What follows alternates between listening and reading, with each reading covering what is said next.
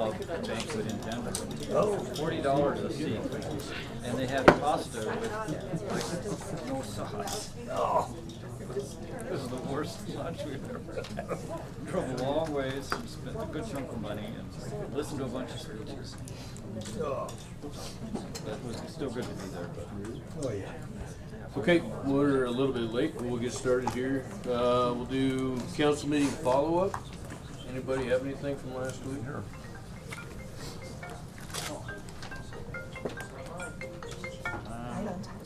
I don't.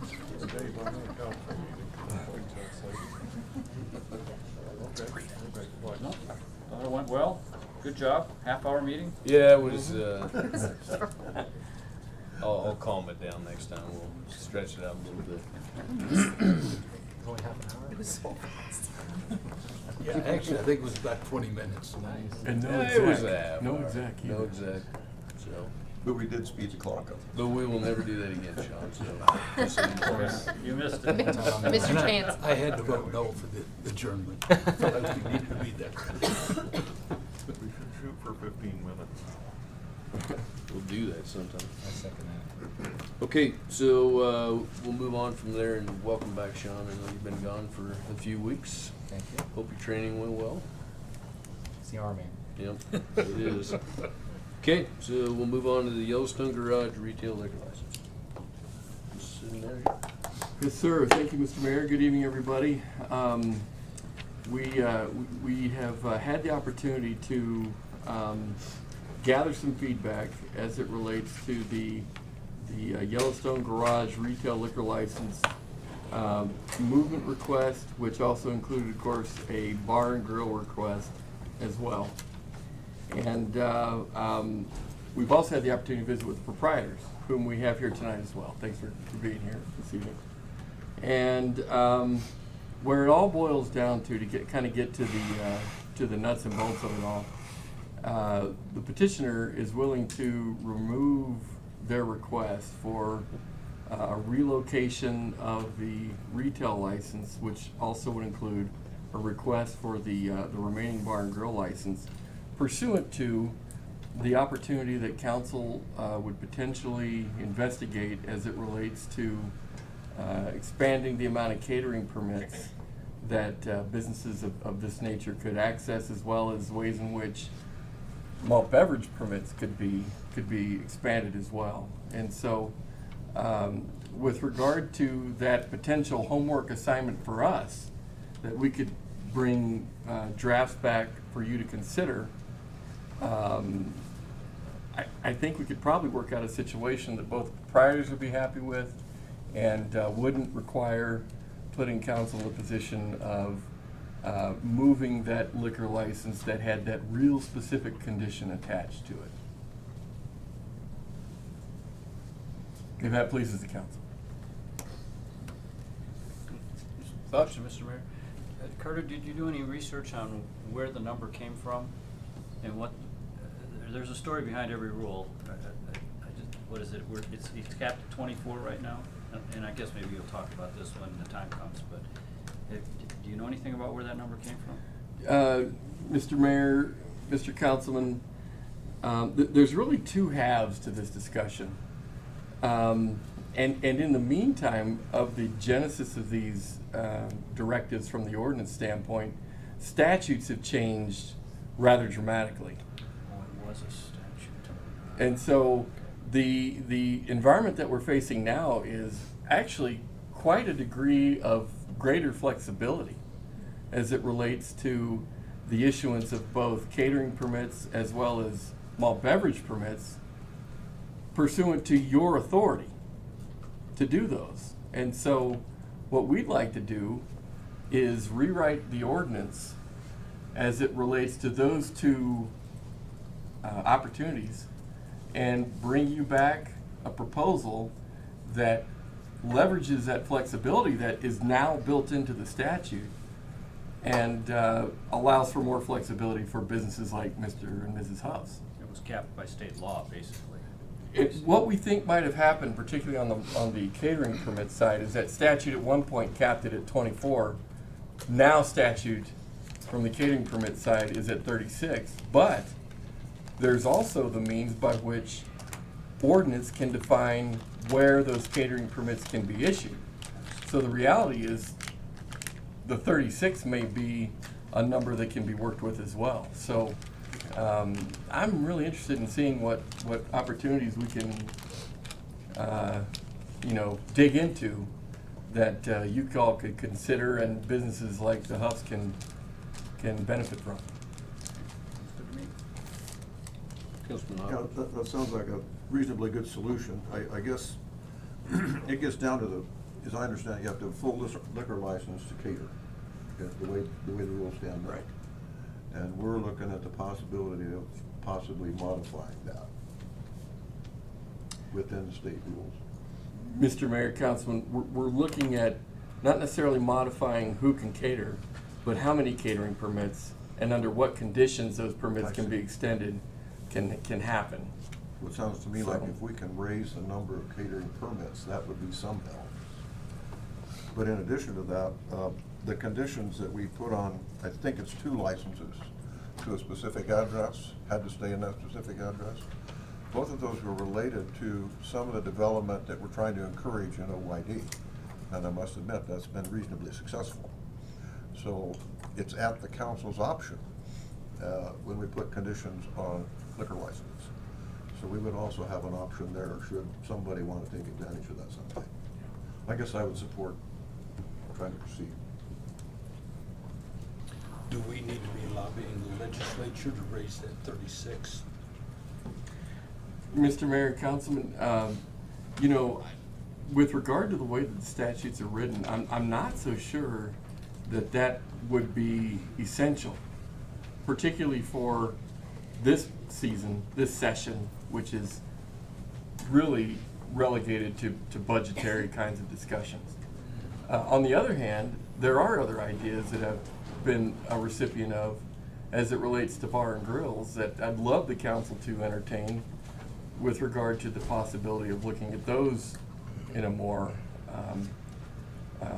expanded fashion as well. So there's some ideas out there that I think council can look at, and certainly I think in the session that is not relegated to budgetary discussions only, there may be some opportunity to get some help and partnerships with the legislature. Yeah, I like this solution. I was hoping for some type of a compromise that we could come up with that would, benefit the Huffs and what they're trying to do, and that I think could ultimately benefit the whole downtown. And so I like this, and I think it'd be a good idea for us to proceed with that. So it's a good idea. I'll just kind of add to what you just said, Rick. I had a conversation with Liquor Commission this afternoon, and I think there's been changes within some statutes that will apply to malt beverages that I don't think any of us were aware of, and venues themselves, but then also as far as catering and like the definition of location, of how many times you can use a catering permitted location. So didn't have time to delve into the state statutes themselves to see how they read, and that's exactly what we're gonna follow up on. But I think there's a pretty wide opportunity here if things are as it was made to be to me this afternoon, that places like the OID, it can make things really, I think it'll enhance what we're trying to do down there. But across the board for everybody in the city, so I think it'll be good, the outcome of it. So, Mr. Mayor, if it's okay with the council, I'll take that homework assignment and work with the clerk's team and yourself and see what we can come up with. Everybody good with that, or? Is it something that we should go ahead and, like right now, just go ahead and get an ordinance removing our 24 and taking it to 36, to where at least, depending on the other wrangling, the Huffs would know that they have at least 36 rather than the 24? Mr. Mayor, Councilman, if council wants to go ahead and give at least that, preliminary direction to include in the language of the new ordinance or the draft ordinance as a starting point, I'd certainly take that direction, absolutely. But Mr. Mayor, I assume based on your homework, we may wanna entertain some other language changes to the ordinance. Correct. So we should probably all do that all at once, I would think. Either way, either way. I just didn't want this to drag out till June, Yeah. when we could go ahead and give them at least 12 more opportunities. Right, but they're not gonna run through the 24 by the time we finish, I doubt. Oh, sure. Possibly. We have 39 events scheduled already, yes, Right, but if through April. you came back in 2 Through weeks. April. For the year. If you came back in 2 Okay. weeks with a proposal, we all felt good about that, and then we had to go through 3 readings, it would be done by mid-March.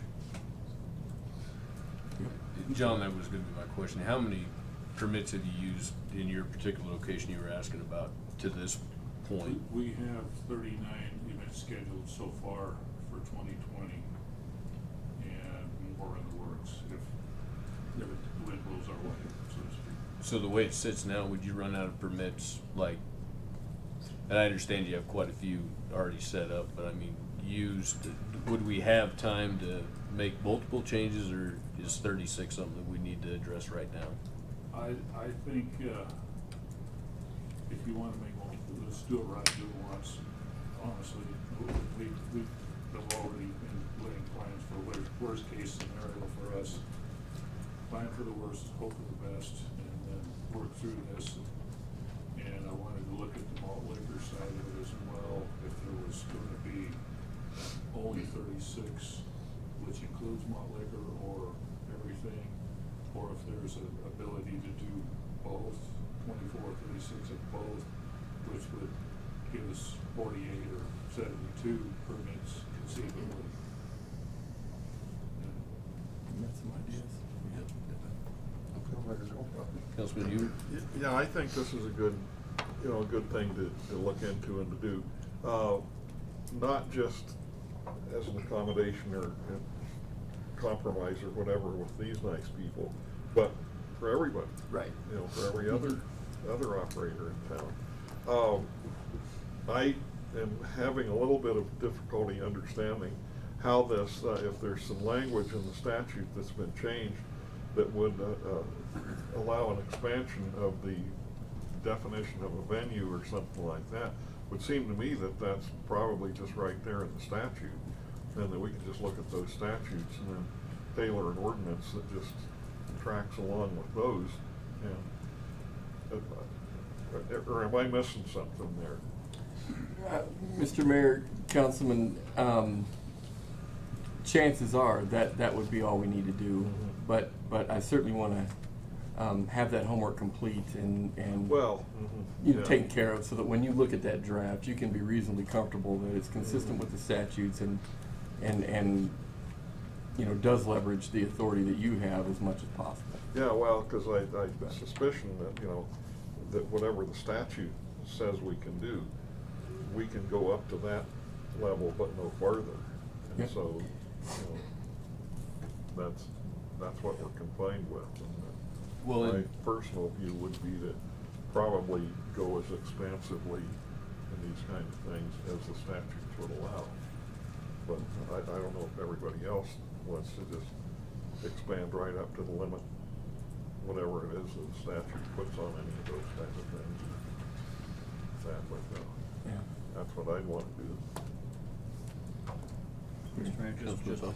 and Carter, I assume you'll have some contact with our local liquor association, because some of those folks have spent a lot of money on those licenses, and when they see things diluted, they have a legitimate concern. So let's hopefully we'll find a compromise that everyone can live with.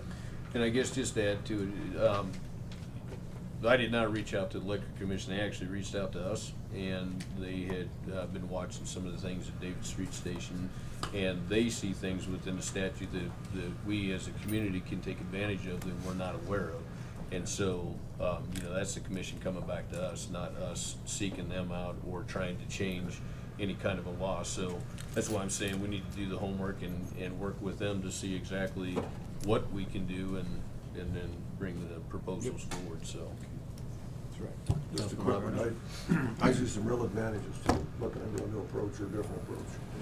one of the things that people don't realize that if you're gonna do serious catering, you have to invest quite a bit of capital to do that. You've gotta have equipment that's portable, you've gotta be able to get it there. You literally gotta have the capability to set up a remote bar. So I think this would encourage people to do that kind of thing, and it would probably be a big help to Davis Street Station and probably some other venues around town too. Okay. Anybody else? We good in moving forward with this? All right. Very good. We'll see if we can't bring something back in a couple weeks. Sounds good. Okay. Okay, we'll move on to liquor license review and report from the PD. Mr. Mayor, if I could set the table just a hair here. Every year, council has the obligation to review renewal applications from a variety of liquor license holders in the community. And generally speaking, that is with regard to your retail license holders, as well as your bar and grill license holders, and your resort license holders, and your private club type licenses as well. The police department aids you in your review of those renewal applications with regard to data that they derive and collect pursuant to the activities that they find themselves engaged in throughout the calendar year, which would basically be the renewal period that you have the opportunity to review. So with regard to that, we prepared that data. We gave it to you over the weekend, and for the purpose of any questions that you might have or discussions you want to engage in or whatever, because the choice to renew is yours. And as you all know, that renewal is pursuant to, you know, how you feel that those extensions of the city, if you will, are being cared for and handled. If I could give some time to the chief to kind of walk through some of the more prevalent elements of the data that he put together, and then we can entertain any questions that you might have. I know that the clerk had some things that she wanted to address as well with you, and we can kind of go from there, Mr. Mayor. Thank you, Mayor, Council. So overwhelmingly, what I would report to you today is you've had an opportunity to study the annual report, because there's no glaring outliers on there. In times past, I've come forward and said I have some real concerns. This year, we seem to have made progress on some significant issues. If you remember back this time last year, we were going through the process of analyzing an effective alcohol ordinance. We made some adjustments to it, and it's my belief that we've had some positive impact on that. So what you're going to see in this report is that as we were doing our compliance checks this year for the unlawful sale of alcohol to minors, that we held very steady on that. There was a decrease of 1 failure. There were several of those times when we went out to multiple locations and had zero failures. And every time we get that, that's a strong success for our community. So one night we did 18 different locations, not a single failure. So that's really good news when it comes to that. The last year, as we undertook some of the changes, we instituted mandatory server training for our people. Initially, as the year started, we were seeing a very disturbing increase in alcohol-related crashes. Those numbers were up in a couple of those months. One month was up 400% over the year prior. So the reason why we track alcohol-related crashes is they are different from DUI arrests. To make a DUI arrest, I got to have an officer free, not obligated on some other assignment, who is able to follow a vehicle, recognize the signs of impairment, and act accordingly. However, if there's not an officer free to do that, then that arrest can't be made. And so the better way to track our trends in our community is through the presence and frequency of DUI-related crashes. So in the first 8 months of the year, we were on almost 100% increase over the year to date. last year. The same time period last year, we'd increased by 90%. That was a trend that was very concerning to us. However, beginning when we passed the ordinance and until the ordinance took effect, which was in mid-August of last year, the entire city kind of embarked on training their staff, getting them to the TIPS training that they needed, and facilitating through the Department of Health and online resources training their people.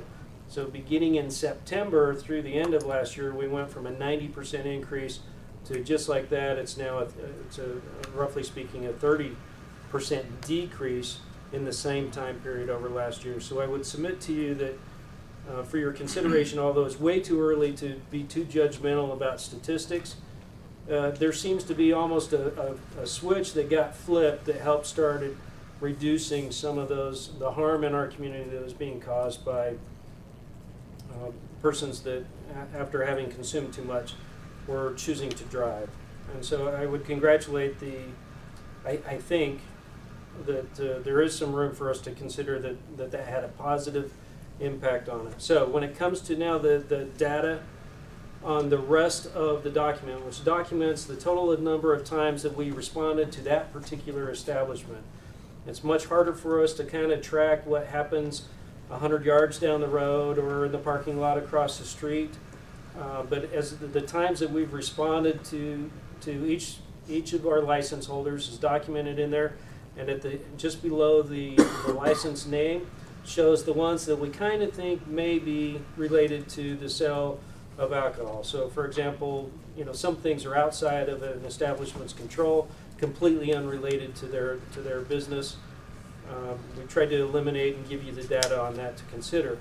As you pour through that, what I would try to convey to you is there are no alarming ones that are really drawing our attention. Last thing that I would point you to is that, as many of you are aware, the staffing at the police department, our ability to concentrate our efforts on some of these less prioritized programs has been limited this year.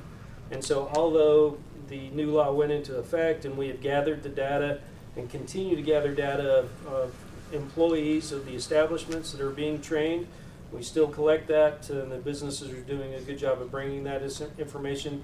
We have not yet done a compliance check on that. So those things are coming in the future, but the level of support coming from the establishments as they become compliant with arranging for training has been pretty high, and we appreciate the support of our establishments here in the city. With that, so overall, I'm saying this has been a fairly good news. No real egregious things that are jumping out at us, and we'll take that any day. We need to continue to make progress on it, but overall, a good report, and I will take any questions. Mr. Mayor, first off, nice job, Chief. My question is, when we were considering the proposal that we hold the servers accountable, created a lot of angst in the community. A lot of people were upset about that option, and we said, well, let's do mandatory TIPS training rather than take that step of holding the servers accountable. Do you have any sense of how much that played into the proprietor's motivation to comply with mandatory TIPS training, or do you think it played any role at all that people were faced with that, I guess you could say, more draconian measure that we decided not to put in place? Mayor, Councilman, that's an excellent question, and I feel compelled to kind of take a step back and be judicious on how I respond to that. I appreciate, from the Chief of Police point of view, I appreciate the give and take of the dialogue, of meeting with the retailers. A lot of work went into that, a lot of correspondence with council. We took a hard look at this, and so the path that we chose was a collective path that we all kind of agreed upon. And I think that process itself of helping the retailers kind of analyze their own needs, helping them to understand our needs, and finding a way to work this forward, I think that process itself lends itself to some of the successes that we're seeing. Now, I have had sidebar conversations with some of our retailers. We made the big push. how are you doing on, if I were to come check your establishment today, would I find everybody in compliance? And that conversation gets a little bit more uncomfortable, you know, so we had the big push. It's on me to now do the follow-up to make sure that we're achieving the goals that we want. And I kind of dodged your question just a tad. I think the process itself really helped all parties involved develop a path forward that we think can work. Let's see if it works, and if we need to tweak it later on. But I would try to convey that it doesn't, you know, the changes that we made appear to have had a positive impact on public safety in our community. And so we shouldn't be afraid of going back to the table and saying, okay, that worked. Is there anything else that needs to be done, or are there any trends that we need to address? Okay, thank you. Councilman Hewitt.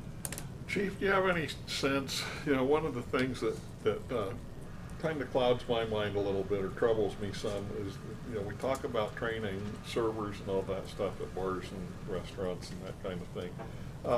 You know, I worry also about the people that come from a friend's house or from a private party somewhere or something like that. Do you have any feeling, looking at everything that you've looked at, you know, how that factors in? Most of these problem people coming out of bars, or are they coming from their friend's house across town?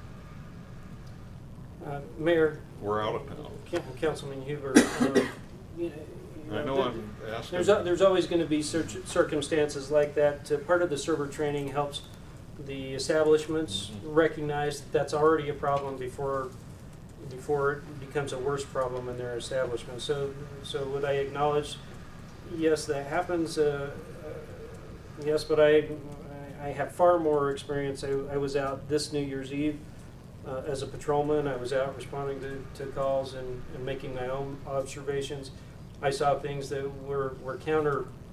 I interviewed people that would indicate that you know, far more likely is that people have been overserved. Yes, they do. They get overserved or consume elsewhere and show up at an establishment, but we've had a pretty good showing of people recognizing that after this training, and so that's starting to diminish. But I've seen things with my own eyes just this month of you know, that it could be taken more serious. Okay. So yes, it happens, but still the vast majority of it is the problem originates and spills over from one place. From establishments rather than from private parties, is that what you're saying? Or far more likely, yes. Yeah, okay, thank you. I was just curious about that. Any other questions for the chief? Thank you for your support. Mr. Mayor, members of the council, the other challenge that we're facing with respect to this deliberation that you have is, for whatever reason this year, we had a number of applicants who missed the deadline entirely. And so the challenge for you will be, what do we do with those? If I could turn some time over to the clerk to kind of walk us through that aspect of your deliberation a little bit. And if you have direction tonight that you'd like to render, we would certainly take it. Otherwise, it would be for your information. Your Honor, members of council, so of the liquor license dealers who put in applications to renew, 9 of them were late. They were due December 3rd, and we had 9 come in late. The last one to come in was the 27th of this month. So we just got it a couple days ago, yesterday. If you would like to visit with those dealers, we could have them come. It's coming to you on council in your memo for the 18th of February. And so typically we list all the dates that for the people who missed the deadline. But if there's any other direction you have for us, we would be glad to take it. Councilman Bates. Just out of curiosity, is any of the ones that's been late, was late the following year, is it a consistent pattern of a certain ones that just can't get it in on time? Your Honor, there are definitely some that are repeat offenders, if you will. for turning in late. Not all of them might have done it, but definitely we have a few that are always late. And some of them we have to, when we say they're late, we send out reminders, we send out emails, phone calls, letters, trying to remind them that they are not going to have a license come April, so. Is that, thank you, Mr. Mayor, is that from a particular group, or is it full liquor licenses, restaurant licenses? Your Honor, members of council, it's a mix. So we had one bar and grill, one restaurant, and a couple limited, resort, and 3 retails. So, mix. Mr. Mayor, do you have any sense, Fleur, of how much extra time this requires on your part to keep after these folks? And, because that's my concern, is you shouldn't have to do that. Sure, Carla could answer that better, because she's the one who has to deal with it. I just hear the questions of, should I reach out to them again? And we do, we really try, but in my opinion, it takes up quite a bit of our time to chase these people down, to give them a liquor license, so. Anything to add? Nope. It does take quite a bit of extra time.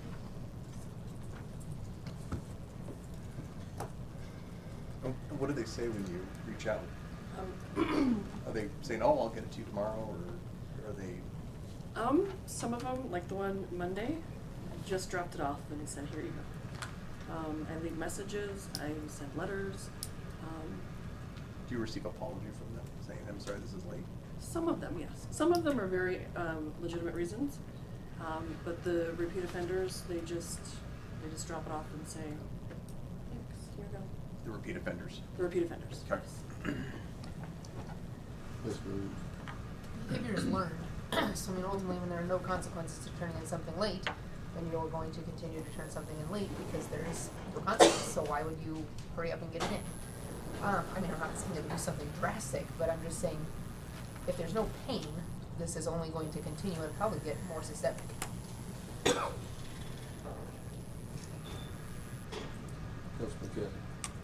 At this point, since there has been no penalty, I think it would potentially be a little bit unjudicious, if you want to put it that way, to try to penalize these guys for this year.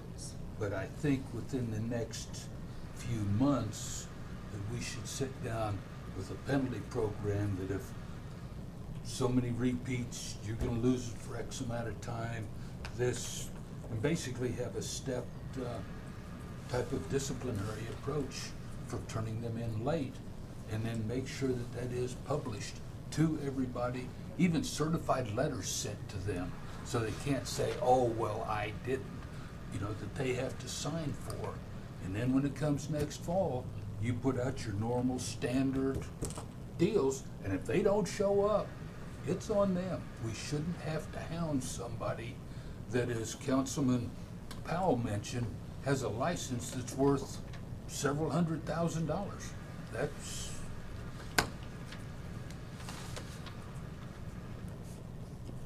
Councilman Huber? Well, Mr. Mayor, first of all, being probably the worst procrastinator and putter-offer in the history of doing such things, I feel somewhat qualified to speak on this subject. But I have to agree with both what the Vice Mayor said and with what Councilman Cathy said. What I would suggest is that that we basically send something to them saying, come to us and show cause why we shouldn't take some action against you. Because if they, you know, it's like the Vice Mayor says, if there's no consequence, then they just keep doing it. And as many of you have heard me say before, this is a license. This is in essence a privilege that we grant to these people. If I was running a business that depended on that kind of a thing, I'd be paying attention to it. Even I would wake up and pay attention to that.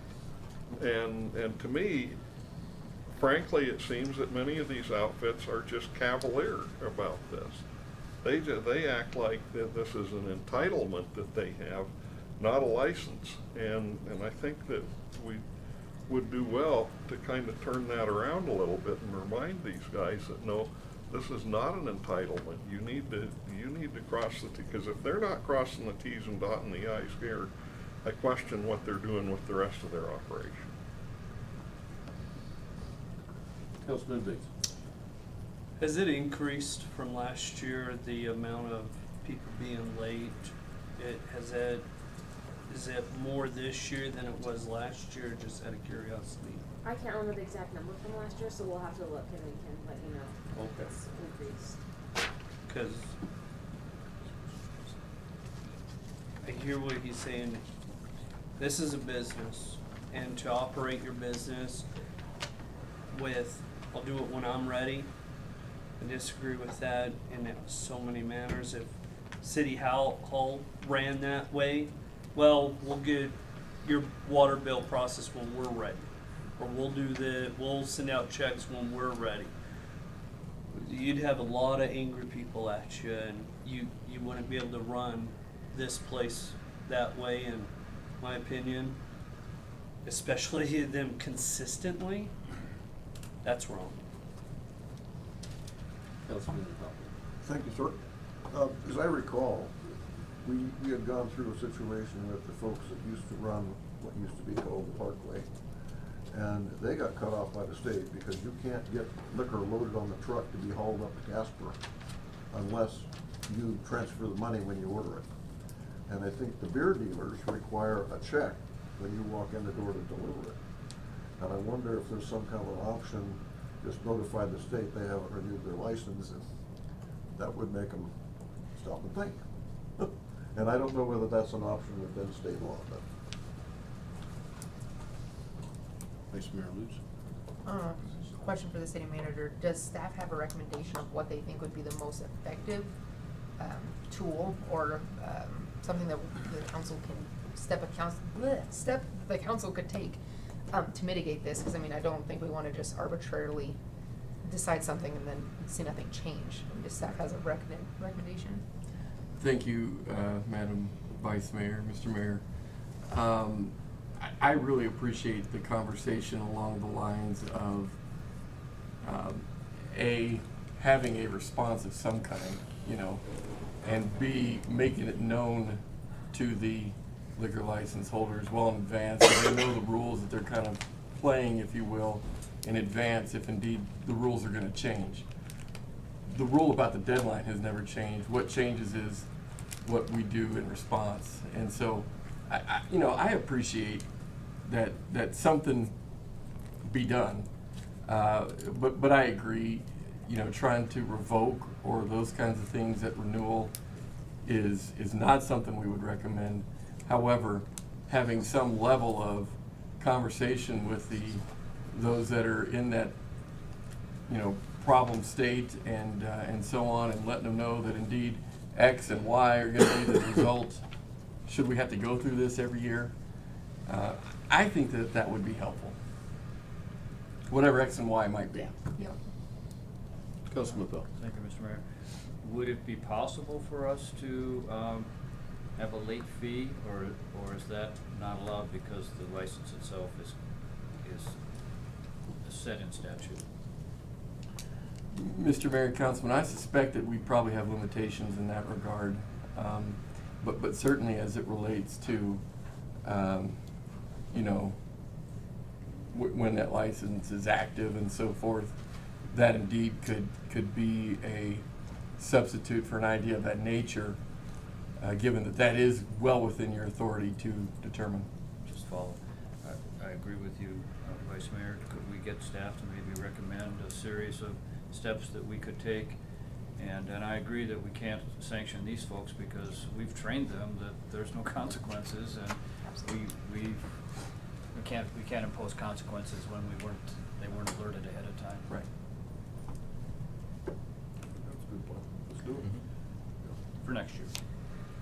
I would agree that to not do it this year, obviously do it next year and put a plan in place. A deadline is not a deadline if you don't hold somebody accountable to that time frame.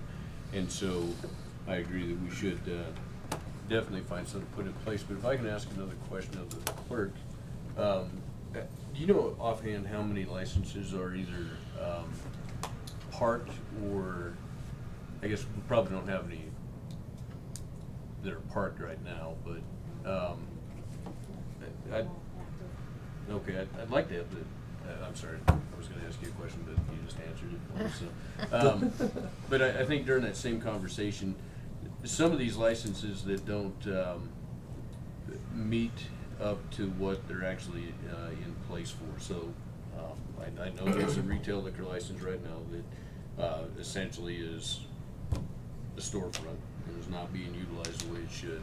I think we have a couple bar and grill licenses where they would probably be better off of being a restaurant liquor license. They would fit better there and actually free some things up. So I'd like to have that conversation, maybe at the same time that we're looking at these changes here, that, you know, when we come to liquor license review, if they're not meeting, let's just say a bar and grill by chance doesn't meet what a bar and grill meets, but it actually meets a restaurant liquor license, that we look at maybe changing that and freeing up a couple bar and grill licenses, or give them a time frame that they have to meet what's required of a bar and grill, and if they don't meet that, then they would just drop to a restaurant liquor license. I think we just lose, we've put out all these restaurant, or the bar and grill licenses, and now we're down to one, but I think that some of these restaurants that are using them don't really need to be using them, if that makes sense. So I'd like to maybe have that conversation of reviewing those and see who meets the criteria for each of them, or it could be changed.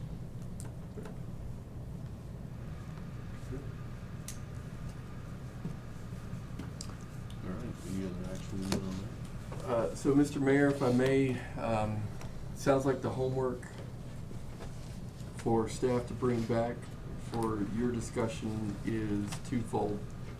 One, it would be a conversation with regard to what the appropriate responses would be for late applicants and so on.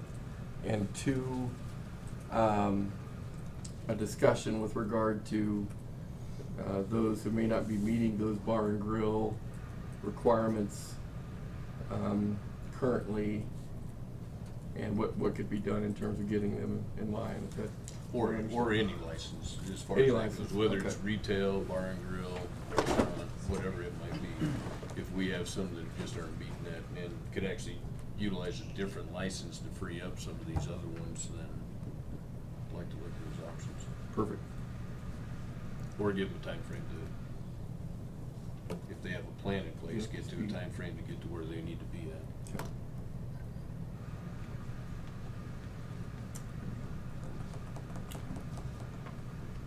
Anything else? No, sir. Okay. We'll move on to the municipal court update. Mr. Cinnamon. The judge is here to bring the council up to speed as to what's happening in municipal court. Mr. Mayor, Council, I wrote you guys a rather lengthy, windy memo, so I'll kind of just try to just go through the high points, and if you have any questions, then we can go through that. These are kind of the accomplishments that we've had in the last, say, 6 months. I just kind of like to keep you guys updated periodically on what we're doing, so that you are at least aware. We got a new card point machine, which is basically a credit card machine. Just allows for better efficiency. The courts can do it, clerks can do it right at their desks. Just speeds up the processes a little bit. We've been working with Michael Sepchek with IT, looking at Tyler as far as the court operating system, looking at a Tyler supervision program, which we could then utilize with the PD to provide better supervision for offenders. We have a just work program now. It's getting a little outdated. I think it can be run more efficiently, and I think that would be better to be more cohesive with the rest of the city moving to Tyler. I'm on the Governor's Council for Impaired Driving, and at this last meeting I was approached by Ernie Johnson. He's one of the facilitators, and he asked if we wanted a Draeger 5000. I didn't know what that was, but I figured any free machinery we wanted. So I said yes, and so now we have one, which we've been working with Captain Schultz. Basically, it's a little machine that you use saliva to detect for different controlled substances, which is then we're going to utilize with our probation program. The police department was generous enough to give us a portable breathalyzer. We were having trouble with some of the indigent defendants doing daily testing. And so if they have certain qualifications and they're indigent, then they can come in and we just breathalyze them through our probation program as a pre-sentence requirement instead of them having that additional cost of testing. So that's been very, very beneficial to our probation program and our indigent citizens.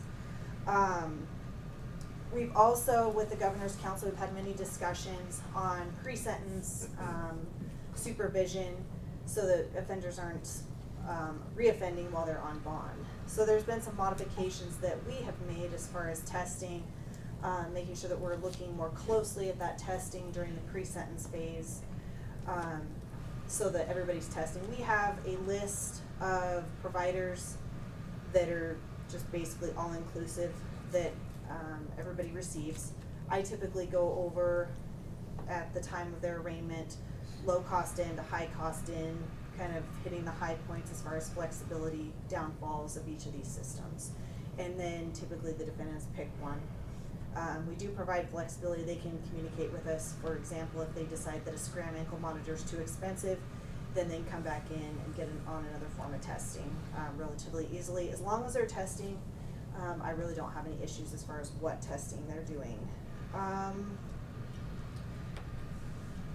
We're working with CPD to, one of the main themes was the amount of search warrant refusals in the state of Wyoming, and we've been trying to put procedures in place to address that. I've been signing, or telephonically signing blood warrants for CPD. We started that probably early last fall. That's been very successful.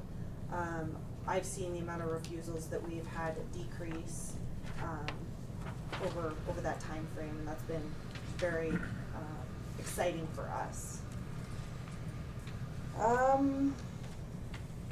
So with our deferral prosecutions, which is a deferral under state statute 713-301, we have, it's always been a court policy that there's a donation, and our donations are now being directed toward the Self-Help Center, and they have began a relationship with us to where they then turn around and provide ASIs and assistance to indigent citizens so that they can then get the assessments they need, which then, in my opinion, reduces the relapse recidivism issues that we have if they cannot receive those evaluations and proper treatment. So that's been a very beneficial thing that our case coordinator has implemented. We've seen, I'm sure you've noticed, an uptick in the animal cruelty cases here in the city. It's been horrifying, and so I looked long and hard and thought and came up with some alternative sentencing programs that we can do, because we've seen some indigent defendants come in and have animal cruelty cases.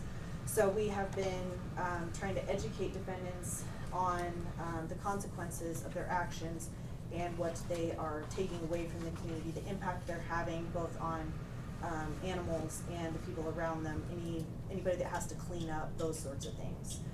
And so what we've been doing is assigning community service and then assessing that in dog food, which is then donated to Metro to give back to those animals. It's very high quality dog food that is then goes up there. We're on track to get like 6 bags a month right now from a variety of cases. Excellent feedback from both defendants and Metro. Of course, Metro, it's very beneficial to have that dog food, and defendants come in and like, well, I didn't realize, what good, wholesome food actually was, what that cost, what that entailed. And so having to go in and actually pick up that dog food and see the consequences, I believe has been very good, and we've gotten really good feedback on that. We started using a Verisol software, which is a verification of insurance. We're also working with the city attorney's office to get in place a program to where we can verify driver's license that was actually valid at the time of the stop, in addition to registration. We're setting up programs through IT, scanning in licenses into our system so that it just speeds up efficiency, so that then citizens don't have to come to court. It just is more efficient. And I think that's our goal, is the efficiency of the courts. We're continuing to audit and purge files. Anything prior to 2010 is being logged, put into boxes, and sent to archives down at the state. Everything else we're keeping. We're scanning into JustWare, creating new cases. My goal is that by the end of this year, I want to have all those paper files gone. We have huge amounts of paper files, and they're just taking up a lot of wasted space, and we just need to purge them. So we're working on that. In addition, the police department has been very beneficial in helping us get rid of some of these older cases. We're now getting a deceased persons list every month, which is surprisingly very beneficial in clearing out large numbers of cases every month. So they provide us that list, and then we go ahead and go in and clear out those fine amounts, close cases, so that they're not sitting on the books.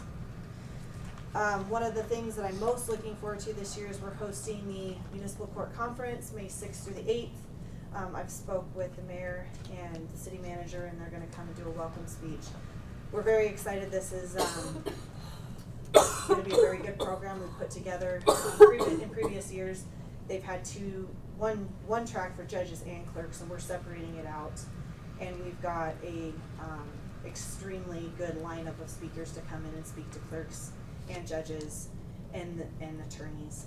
The day previous, on the 5th, there is going to be a Supreme Court training for judges, where we're going to get district court judges, circuit court judges to come in and speak to municipal court judges and attorneys, just on procedures, just kind of a general update, brainstorming, make sure that everybody's kind of a cohesive unit, sort of. We have a new bailiff. His name is Alton Jew. He came from Salt Lake City, West Valley City, where he was an officer there, and he also taught at the Wyoming Law Enforcement Academy, so he comes with great experience. And he was great in helping some of the new police recruits. He sat them down and had a conversation with them, kind of just walked them around the court facility, showed them kind of how we do things, what's expected when you come in, kind of just gave them an outline to make them feel more comfortable when they do come into court. We have a very good success story from our probation program. A second DUI while on bond for their first DUI and was ultimately sentenced to 1 year probation with a condition to follow treatment of their ASI. The individual successfully completed inpatient treatment, but was then homeless and living at the Wyoming Rescue Mission. During the 1 year probation, the individual finished their CNA license, married their sober partner, secured a full-time job as a CNA, and has moved to an apartment. Now that individual is giving back to the community by participating at the 1224 Club and AA. So those are the stories we like to hear. That's how we know that we're making an impact in the community. So. All right. Thank you. Anybody have any questions? Comments? Councilman Bates? For the conference that's coming up, the Municipal Court Conference,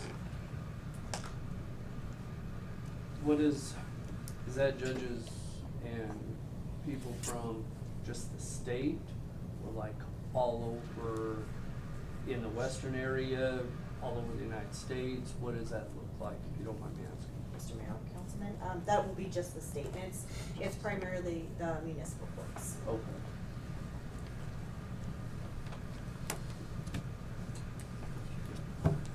Thank you, Mr. Mayor. Judge, thanks for being here tonight. Good to see you. You and I have talked about your perspective on dealing with, helping us, I should say, deal with some of the parking issues that we're struggling with, in particular the downtown and probably other places. And this is a wonderful, wonderful segue into the next topic. Actually, do you mind sharing with us briefly the approach that you plan to take with regard to the parking dilemmas that kind of burden us downtown and other areas? Yes, Mr. Mayor, Council. So basically, we've been working with the police department. We had some proofs of some envelopes that we're now going to be using. They're going to be stuck under the windshield wiper, and then they've got like some double-sided sticky that is not just going to fly off with the wind. So that's going to make it more secure in my mind that the person actually received notice. So then I'm comfortable if somebody fails to appear for court, issuing a warrant because they received it. I mean, there's a possibility that something weird might happen, but by and large, I'm very comfortable with them receiving notice by this method. On those envelopes, it includes a internet pay option, everything that we have on our court website. Internet pay option, mail-in option, gives them the opportunity to come down to the office. You can pay over the phone. So we've included all that on there. It's a bright orange envelope. If I don't see how anybody can miss it if it's put underneath your windshield, right? Because I mean it's going to be right eye level, very clear. So, and I think once we get in the process, right now what we're doing is anybody that doesn't appear, we're issuing summons, which then puts a huge burden on the police department to go ahead and hand deliver those summons. Well, after this approach is implemented, then we will no longer be doing that. It'll just be like any other citation that anybody receives. If you fail to appear for court, you will receive a warrant for a parking ticket, which may be a $15 ticket. But it is your obligation to know where you should and should not park as a citizen, and then if you do receive a citation, to come in and at least address it. We have mechanisms by which the clerks go ahead and screen the citations to make sure that they're not deficient according to the rules. And we've gone over that with the police department. We're all on the same page.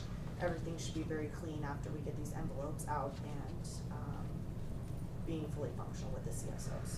So I'm very confident that once people realize that there's, again, a consequence for parking downtown, i.e. that if you get a couple of these, then they're gonna become a must appear because the officer has that discretion according to the rules. You park down there 15 times, you're gonna have to come in to the court, and the court's gonna be like, okay, well, we have a repeat offender here, why are you parking in the same spot 15 times, you know, not paying your citations? And then we have the ability to then increase the fines and increase the penalties.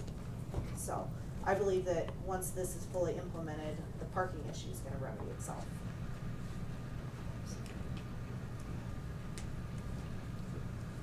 Thank you. Thank you. Absolutely. Now we'll segue into the downtown parking garage. Very nice segue. Really appreciate that. In response to your questions pertaining to not only downtown parking, which the judge very effectively summarized, you also had some questions about the downtown parking garage and possible ways that we could look at that and have that be kind of a solution as well with regard to some of the issues that we're seeing downtown. In that vein, we wanted to also share with you what the current situation is as it relates to options available for downtown parking, and what some of the responses to potential recommendations could be from the DDA as well. So if it pleases the council, I'd love to be able to defer to Liz to kind of walk us through those details. And council should feel comfortable asking questions and giving direction even if that's available this evening as well. Thank you. Your Honor, members of council, I think Carter teed it up beautifully. We would love some direction. This is probably the fourth in a series now of discussing downtown parking, and now we've kind of rolled more into the parking structure component of it. After the last meeting, I did take the liberty to approach the DDA, who has managed the parking structure and the surface lot for us at Center Street and First Street at the January board meeting, and Councilman Powell was at that meeting. I wanted to kind of hear from the DDA board, who are the merchants downtown that experience this firsthand with their customers as well as their employees, as to what they feel really on the operations personally of the parking structure, as well as the discussion that we have all had about downtown parking. And so they did put together a memo. Kevin Hawley submitted that, and that was part of the packet that you received. I also included in that the current parking rates in black and white that we begin to see not only for the structure but also for the surface lot.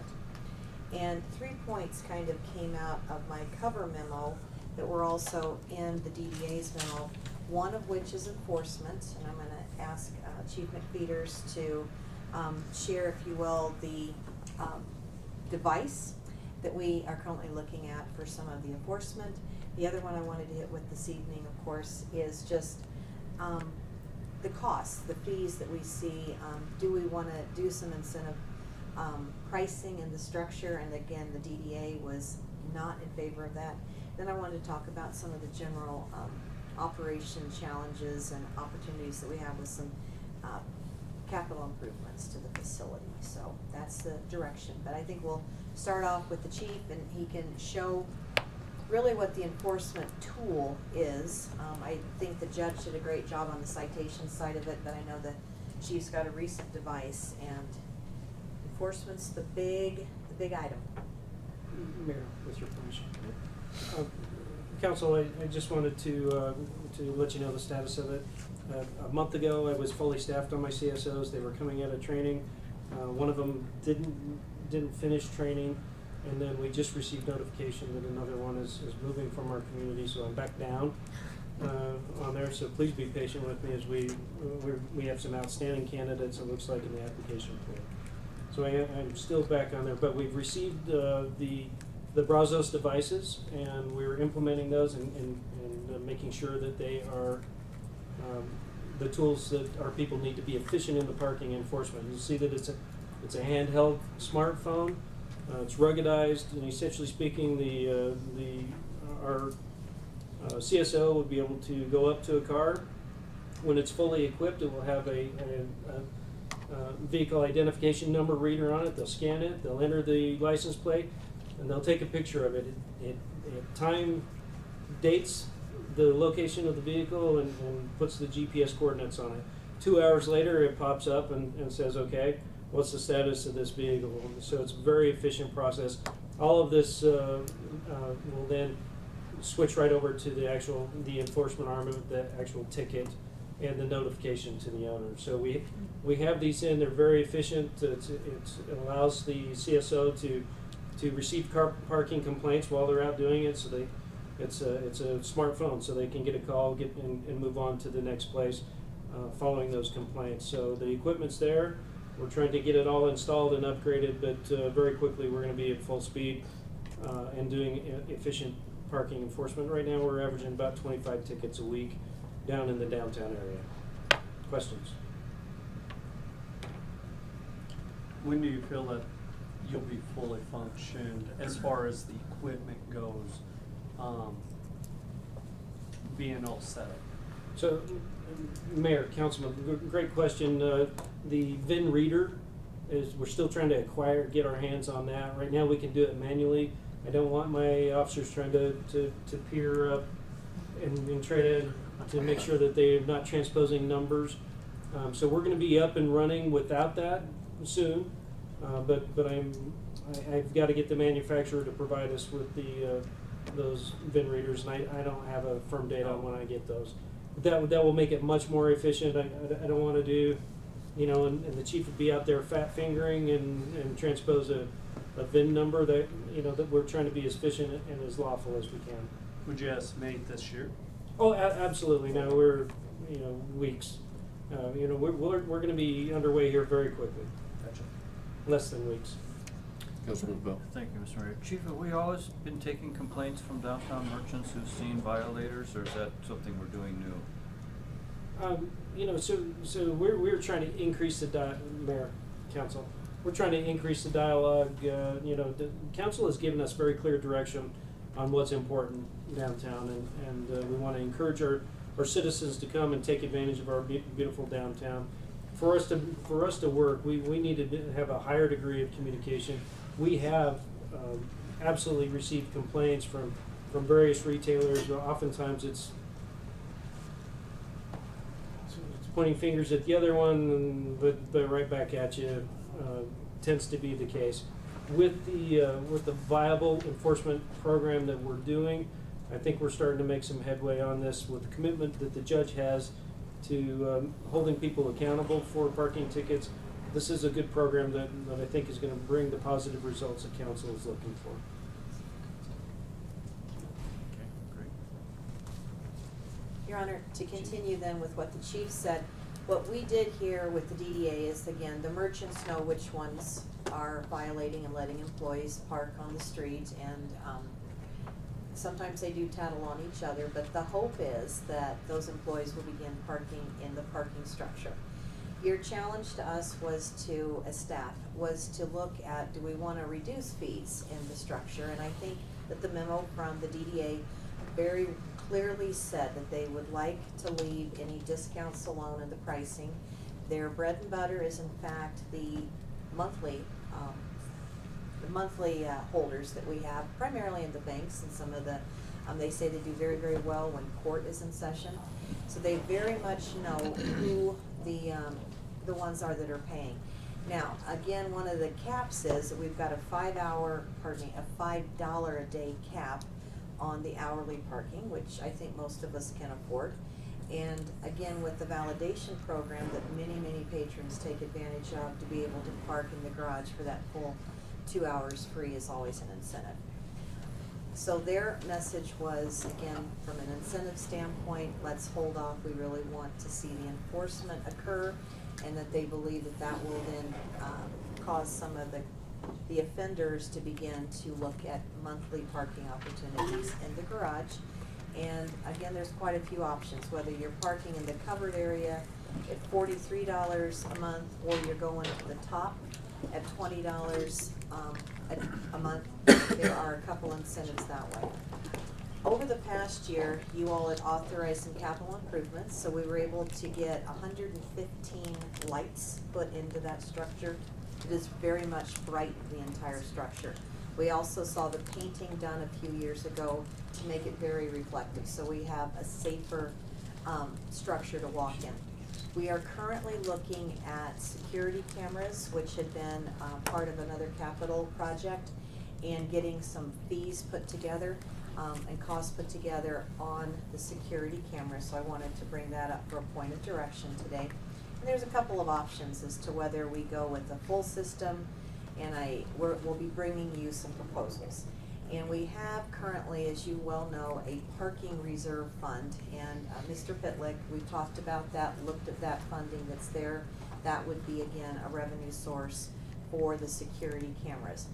Why I bring this up is because we are continuing to have some issues with the arms. So what happens now, and I don't know how often you all have pulled into the parking garage, but you pull into the parking garage up to the ticket machine. You gotta work with me on this. And we all expect to push the button and the little ticket comes out into our hands.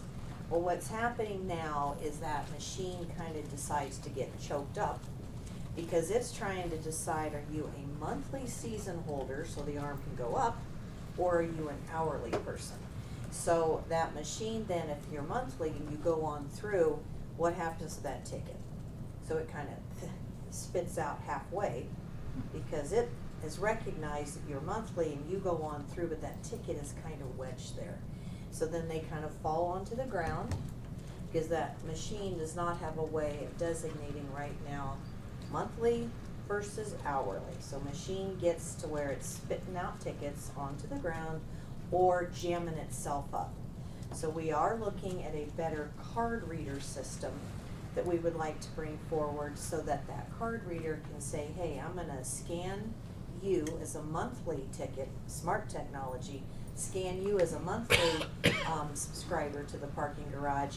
You can go on through. We, who are hourly, will push the button, get the ticket, and it comes out and doesn't proceed to get all clogged up. So that is my example, or not really an example, a description of what's going on with that current machine. What is causing issues then is people are able to pull in and park free. So we have got some incentive already happening, which is a frustration for the DDA. And not being able to really have good revenues coming in from hourly parkers. Yes, they're getting the monthly income coming in, but I think there's a way to capture more on the hourly. And I think we will begin to see that with the enforcement. So again, a proposal from direction from you would be to see if we could look with our buildings and structures team into a better card reader system. And that is something that is of interest to the DDA also, and should be of interest to us as the owner of the parking structure. So, those are a few little updates. Thank you, Mr. Mayor. Liz, what are we doing to educate people who are being ticketed that the parking garage is an option for them they should look at? I missed that, so thank you. What is going on now from an education standpoint to the councilman's question?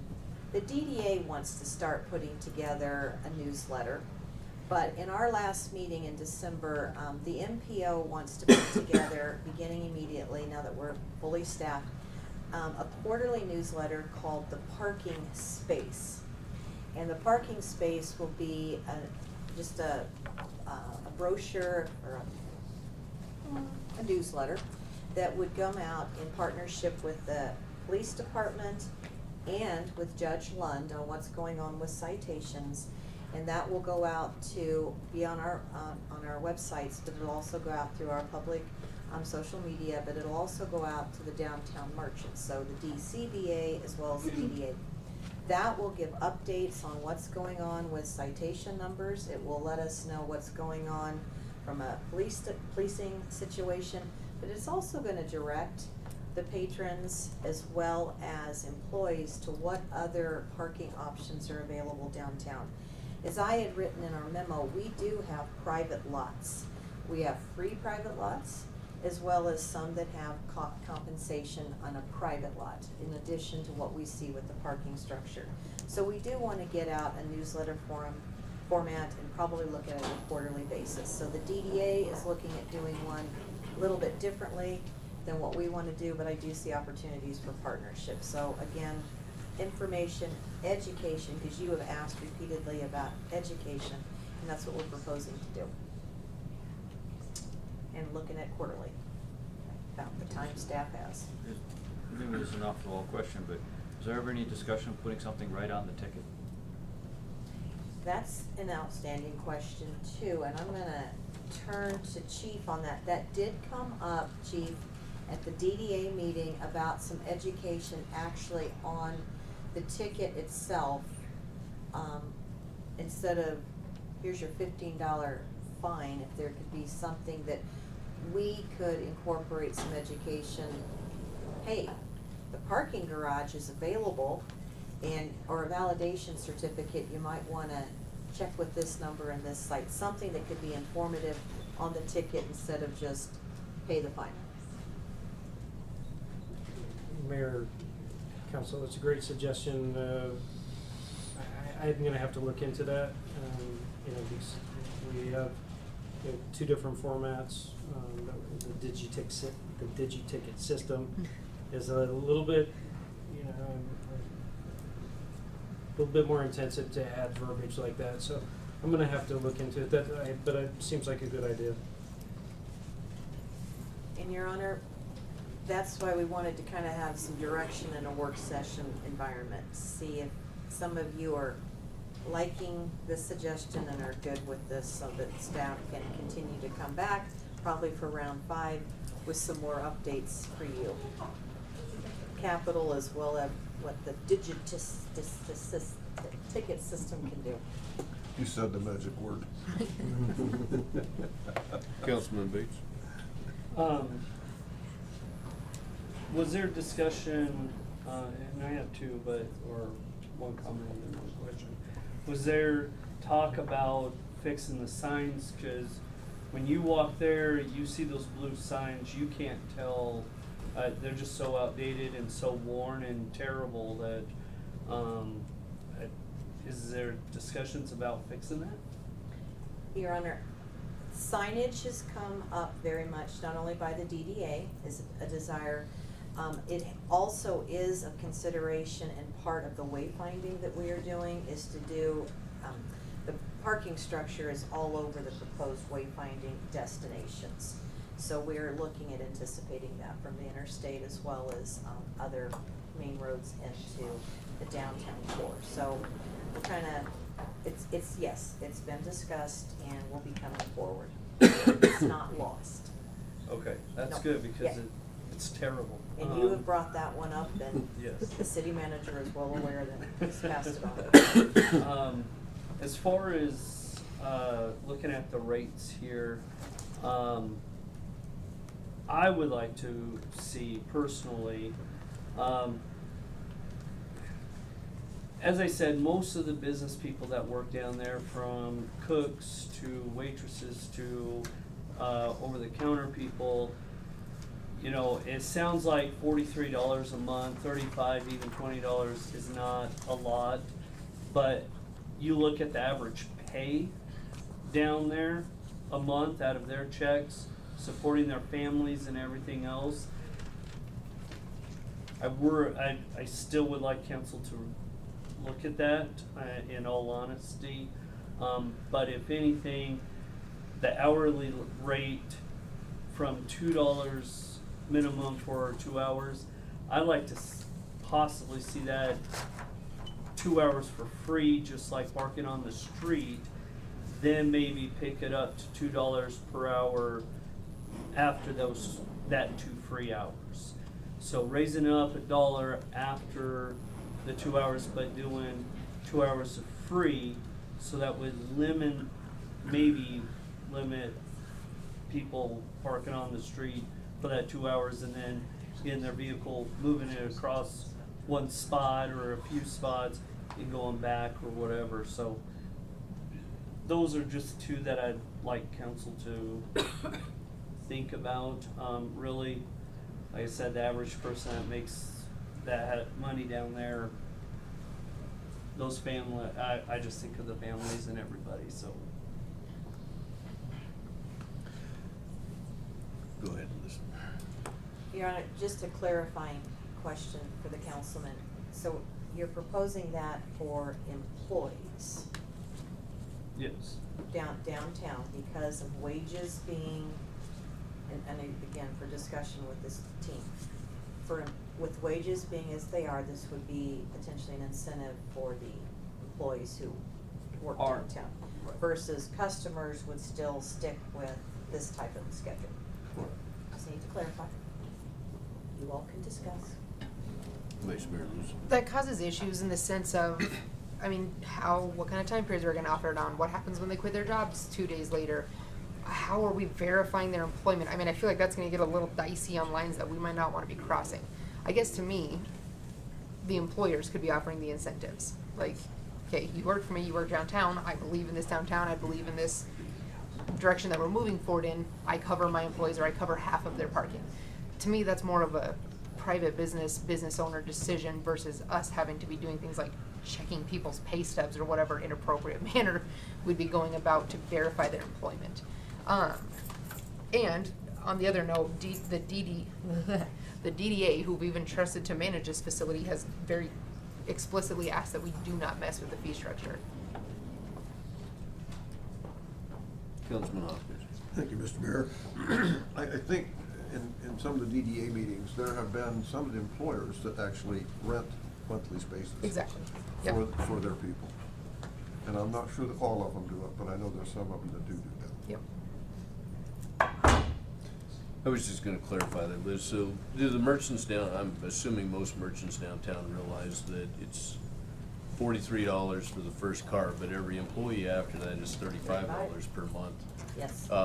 So as long as they know that, they could go in as a business and pay $43 for the first person, that's $35 per person after that. And essentially for a little over $1 a day, they'd have a place to park. Okay. Under shelter. Yeah. And it's even less if it's on the top. Okay. Mr. Mayor, when this comes up, I just think it's always good to remind ourselves that some percentage of the violators work in the retail establishments. There are many other people that work downtown that are not working in these stores, but are on the second, third, fourth floors, and they really have no incentive other than the potential of a parking ticket to go into the garage, and they can afford it.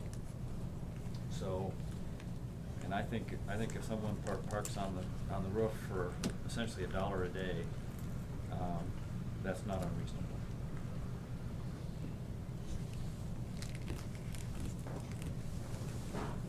questions, comments? Well, plus, if I may, the parking garage contract for the DDA is a break-even deal. They're not making any money on this.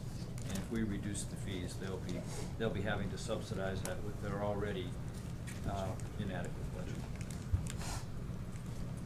So, Your Honor, to recap, what I would anticipate coming back with will be a proposal from, and I know we've got the chief and I both, but a proposal on card reader system, which would be a capital.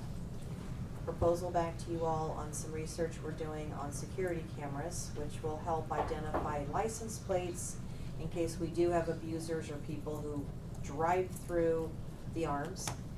And so we'll look at those two capital ideas, and then we'll have updates on signage as well as more on the education aspect, whether it's on the ticket or for you all to see our first draft of the parking space. That's what I got as a takeaway. You get a thumbs up. Councilman Bates? So, in essence, what I'm hearing is the proposal either monthly or even the hourly rates. The fact that DDA doesn't wanna change it, then no one on council wants to consider it. But yet, when it comes to capital, the same citizens that will be held paying it through their taxpayers' money, we're going to upgrade the very place that we're charging them also to stay, and every person that comes into town, from out of town, that wanna park there, the same thing. Vice Mayor Lutz? Just to clarify, these are not interrelated items. It's not because we are investing capital, we are required to reduce fees. That is No, I'm not saying absolutely that. not a relationship. The facility needs capital regardless of what Yes, we're charging. yes.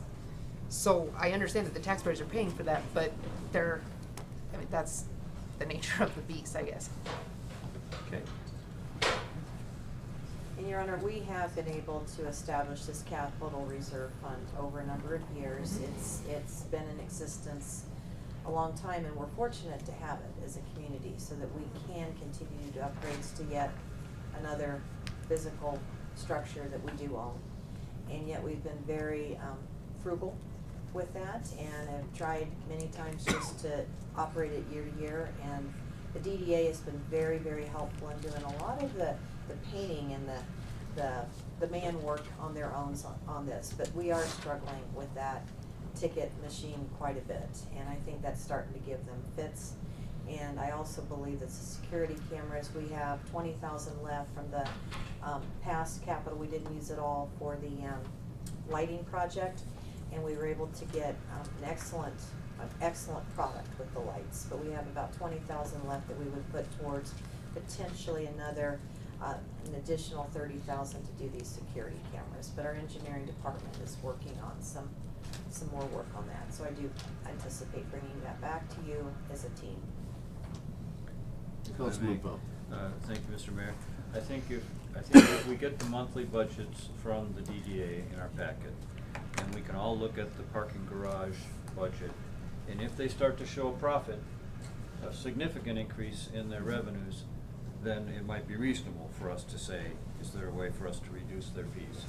But I think until we see that, I think it'd be unreasonable for us to force them to change their fee structure when they're barely breaking even. So let's just watch that. So are we good to move forward with the homework or direction that Liz has spelled out for us? What are you doing?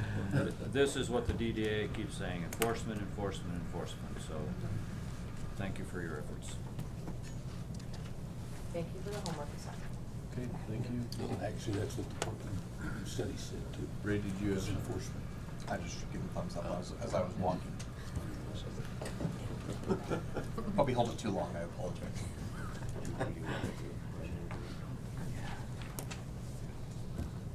Okay, so we're gonna take about a 5 or 10 minute break. Apparently for the next topic, we have a very large crowd, so we will be moving out into the council chambers to deal with next issue. So 5 or 10 minutes. Councilman Big. There will be no comment period from public, is that correct, even though we're moving out Correct. there? Correct. Okay, just wondering.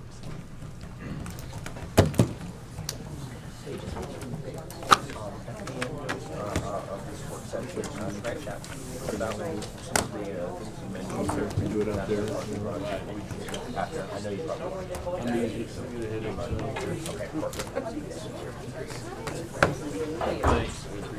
Got some migraine headaches all bad.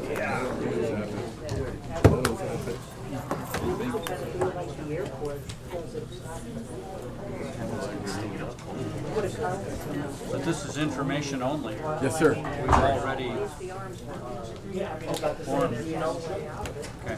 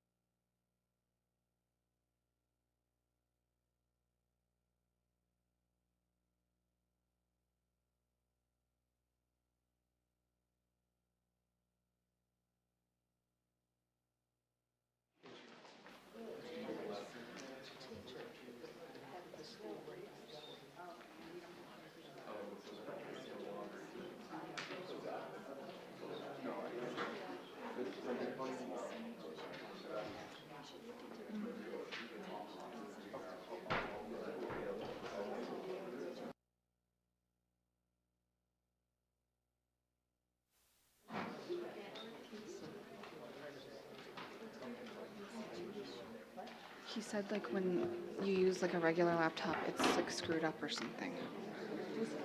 Jeremy. I have no idea. We'll try it. If it doesn't work, whatever. You have these two things. I know.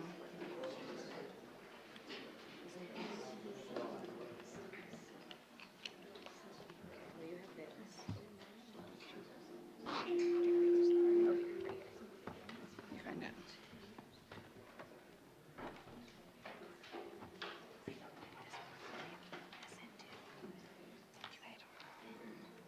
Jeremy knows where it is.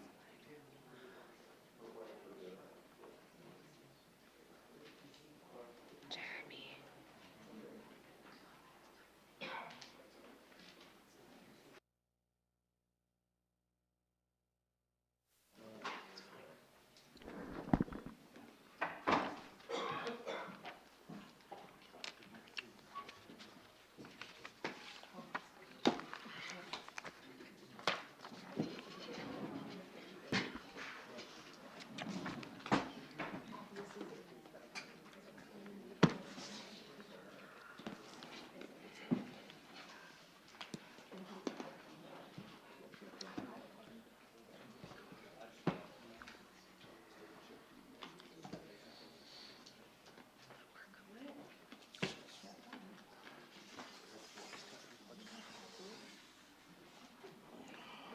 Here. It's not working. Oh, he said, sorry, I didn't hear what he said. I think he has to hook it up.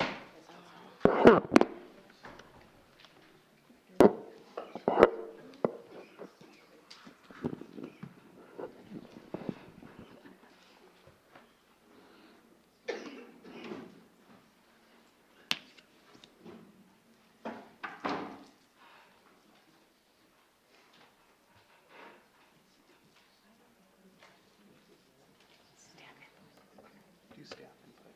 Change it to, change that to staff input. No, that's staff. There you go. That's what it is.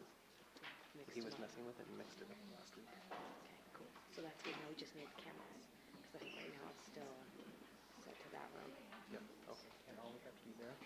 Yes. Right now it's on camera 5. That's why I texted you because I was like, is there something you can just tell me to get one camera? I was thinking so. I've had to use your head.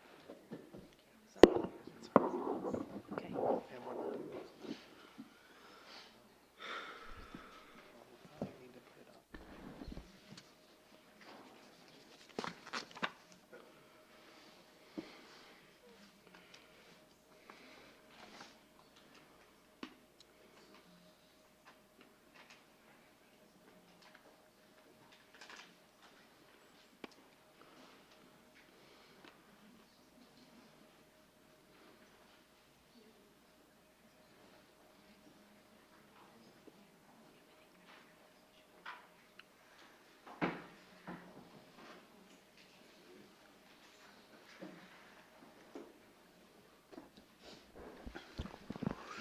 Okay, we're going to move on to the next item. And the next item is the MEI score matrix discussion.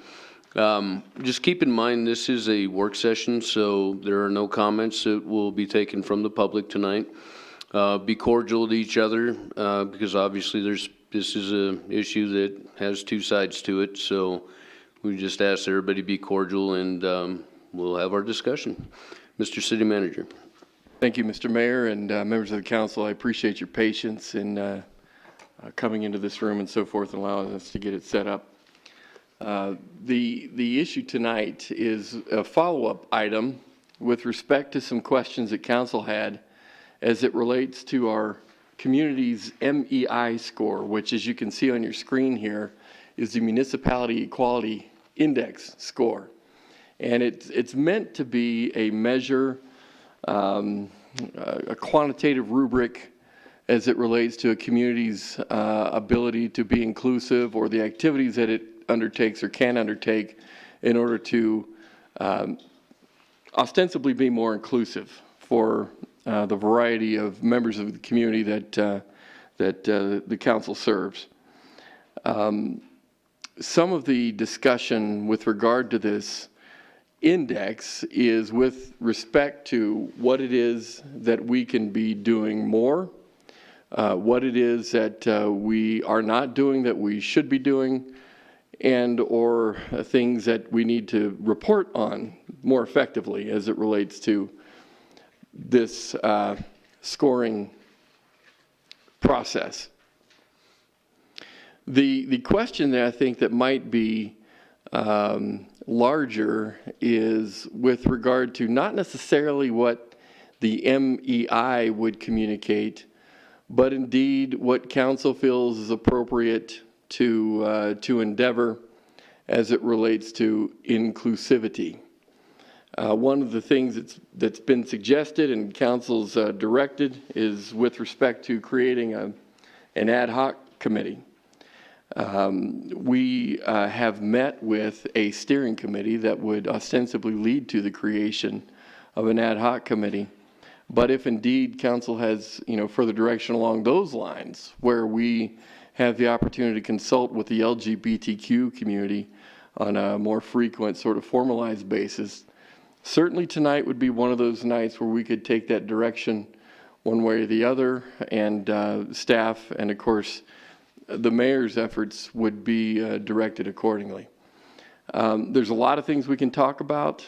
My hope is that as it relates to this one scoring system, that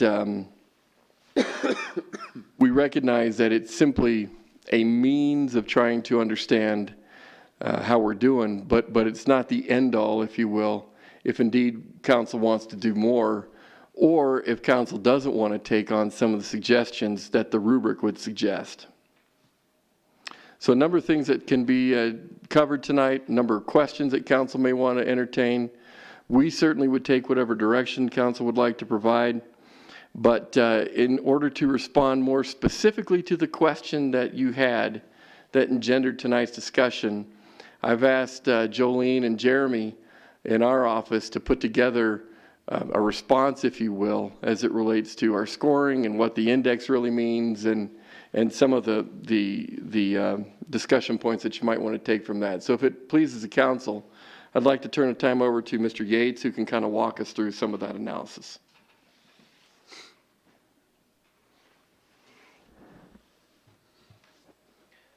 So, Mr. Mayor, members of council, what we did was, at the direction of Carter Napier, thanks, and then Mayor Powell, I contacted MEI to, MEI sends out draft scores in the third quarter of the end part of the year, fourth quarter of the end part of the year, to all the municipalities that they've graded, and with a chance to respond. So I contacted MEI, here's our finalized scorecard. I contacted MEI and sent them newspaper clippings, an explanation of CPD UCR reporting policies, and things along those lines to try to get our score raised from an 11. Casper is scoring, the last 2 years has been an 11. We're at the bottom of the list of 6 cities. Only Rock Springs is behind us with 0 points. So they weren't able to, they didn't accept my explanations, and they left our score in 11. So then further discussions with Carter and yourself, Mr. Mayor, we discussed possibly moving away from the MEI metric, but doing a ad hoc LGBTQ committee or commission, along with some other things, gender neutral bathrooms in the City Hall remodel, and appointing an LGBTQ liaison out of the city manager's office. So those were our actions as it related to our 2019 MEI score. And we also looked at working with the CBDE to investigate their hate crime reporting. Essentially, there's some concern between CPD administration and our office about if statutorily you can report offenses that there's no state statute for. So I'd welcome any questions or anything I can offer. Councilman Pacheco. Jeremy, I don't know if you know off the top of your head, do you know what the other cities Obviously, they scored higher than us. Yeah, I do. Can you tell us what some of those were like comparatively, like Cheyenne and, those places? Casper scored an 11, Cheyenne in 2019. Cheyenne scored a 16, Gillette a 22, Jackson 52, Laramie 63, Rock Springs 0, and Sheridan 12.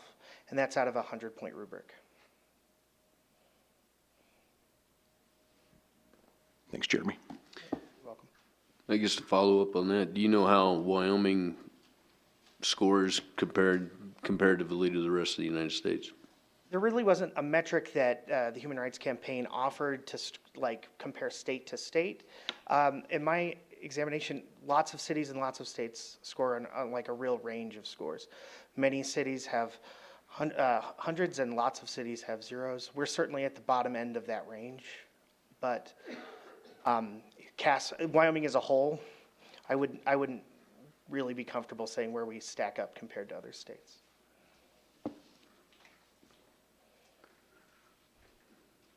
Any other questions for Jeremy? Vice Mayor Lutz. Maybe just a comment of, this is exactly what we asked you to come back to us with, so thank you for doing I'm sure it was a ton of work sending stuff to them and trying to work with them to adjust that score since we don't feel like we were fairly scored, so thank you. It was my pleasure.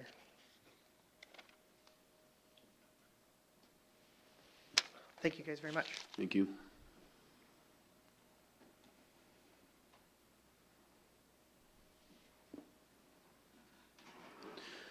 Mr. Manager, did we have anything else we need to cover on this then, or?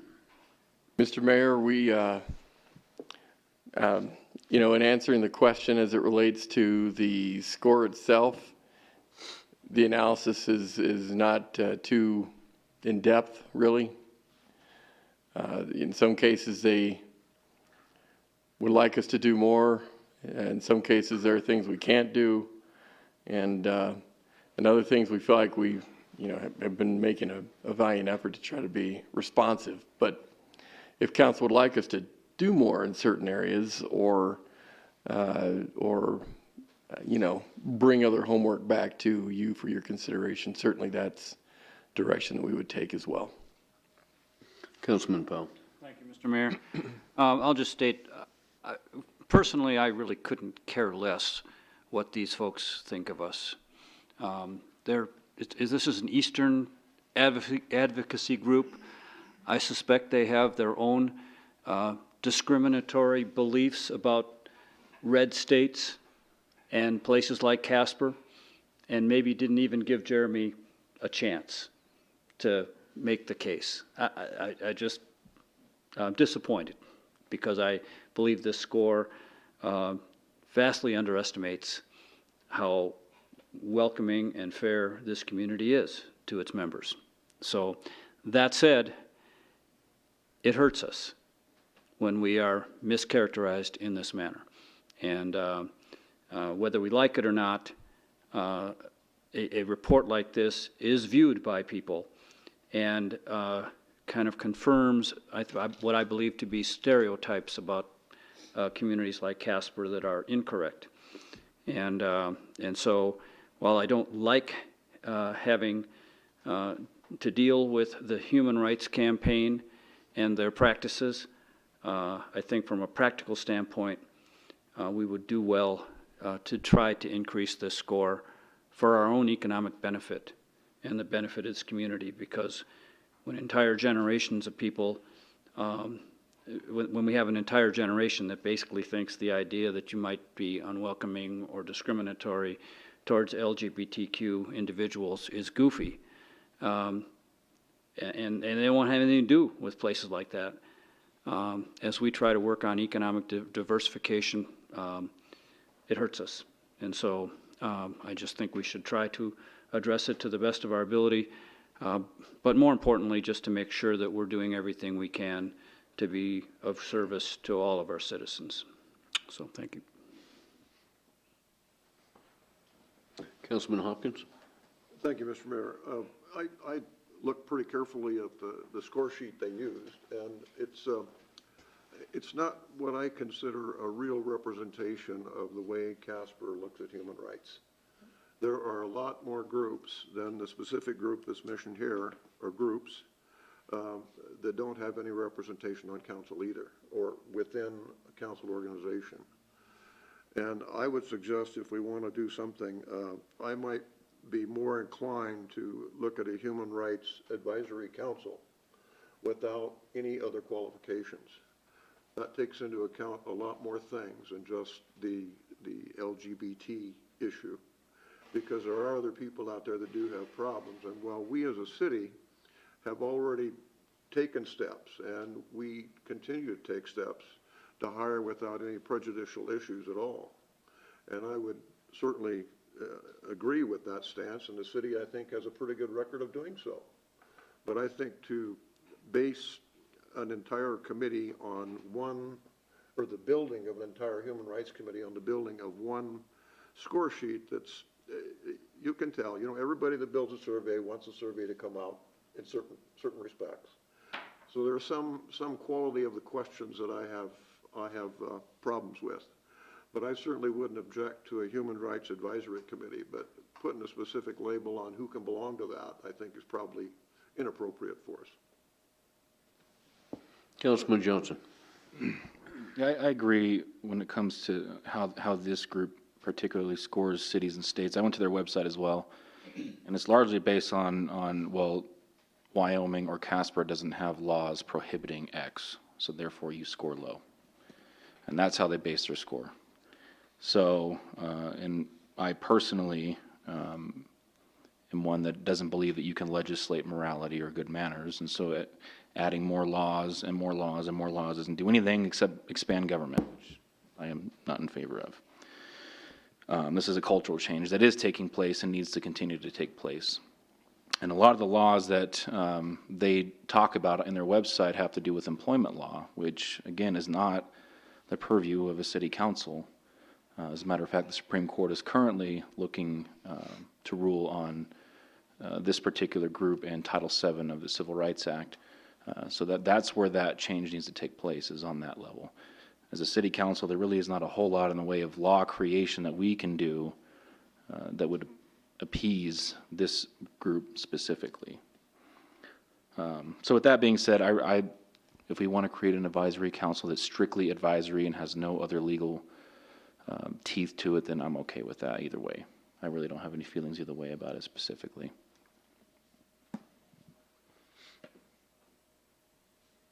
Councilman McCarthy.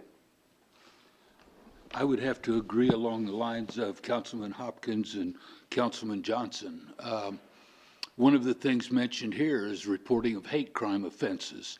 I guess I've always looked at murder is murder, rape is rape, beating is a beating, and all people are equal. And I don't think that even hate crimes should have been labeled as hate crimes, because my life is worth just as much as anybody sitting here, that is worth just as much as anybody and any other citizen in the United States.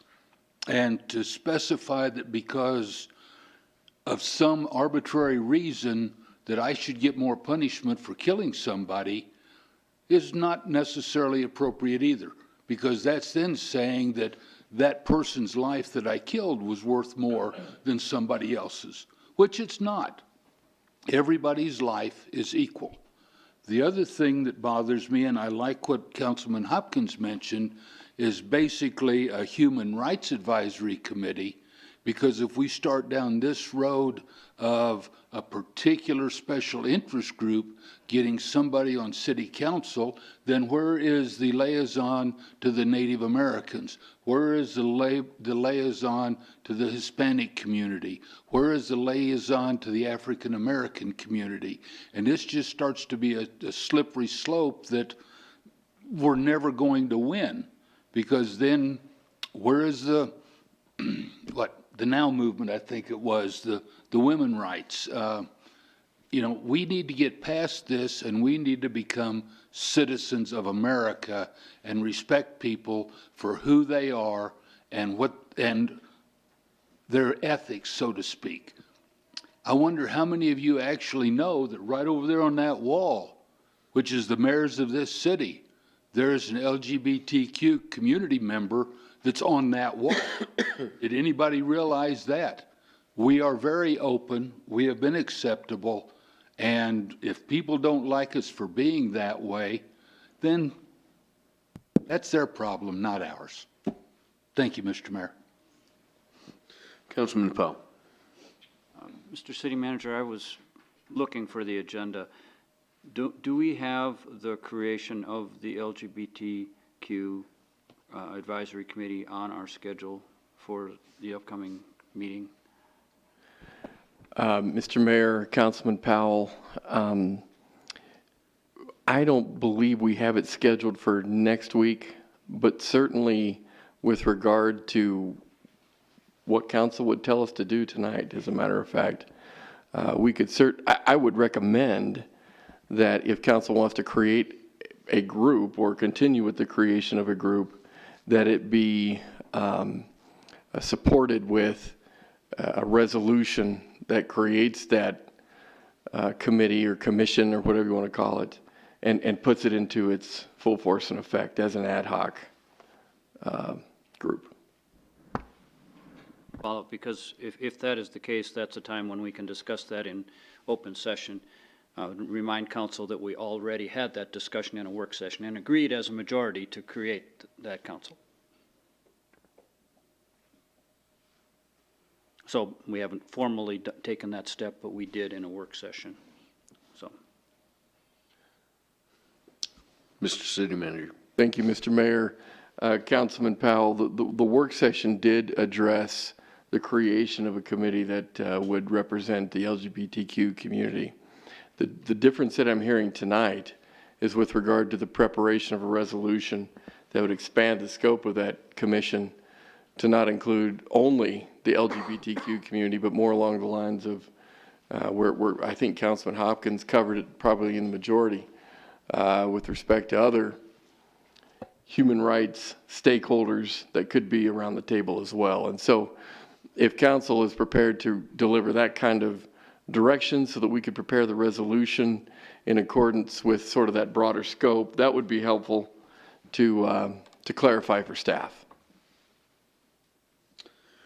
Vice Mayor Lutz. And we could discuss it when we get to the resolution, but just a reminder of, we actually have already created a special interest advisory council in our disability council. So I think we need to be very, very careful with the rhetoric that we're not interested in providing councils for special interest groups, seeing as we have already done that. So without changing the nature of that council or whatever it may be, we might just want to be a little careful of how we word that. Councilman Pacheco. Yeah, Councilman Lutz took the words out of my mouth. I think that we've established that we created the Disabilities Council in order to be an advisory council for issues that have happened, and they are a special interest group within the community. And so we've already established that precedent, and so I think, I mean, the milk has been spilled, I think. And so then the only other thing that you can think about is then dissolving that disabilities group and then lump them into this human rights group would be the other alternative. So then I think that opens up a whole other type of an issue. You know, I'm with Councilman, I'm with Sean on this in the sense that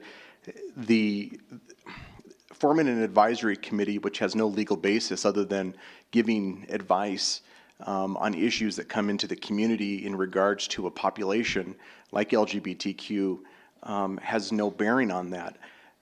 I've received several emails, received several phone calls of people that come across, we talk about on the moral issue behind it. To me, I see this as an issue behind people that are asking for us to recognize them as far as if they have issues and problems going on in the community, things that we can help in that area. To me, that's where I see this, and I don't see it as a big issue that we're creating this. When we did the resolution 2 years ago, we had several people that came out and said, well, if we create this resolution, oh my gosh, everything's going to, you know, there's going to be lawsuits, there's going to be all these things. And that none of that has happened when we created that resolution. And so to me, creating an LGBTQ advisory council, whatever it is, I don't believe it's the fireball that everybody predicts it to be. And it is, whatever your moral stance is on LGBT, that's between them and God. To me, creating an advisory council is not the end of the world. And so I'm fine with creating an advisory council, and I don't see this going down the path of destruction for Casper, Wyoming, to be frank with you. So, Councilman Huber. Thank you, Mr. Mayor. I'd like to agree with everything that Councilman Pacheco just said. I think that it's really important that we keep in mind that we're talking about, I don't like the term special interest groups. There are all kinds of interest groups in town, and what we're really talking about is we're talking about our citizens. We're talking about our people. And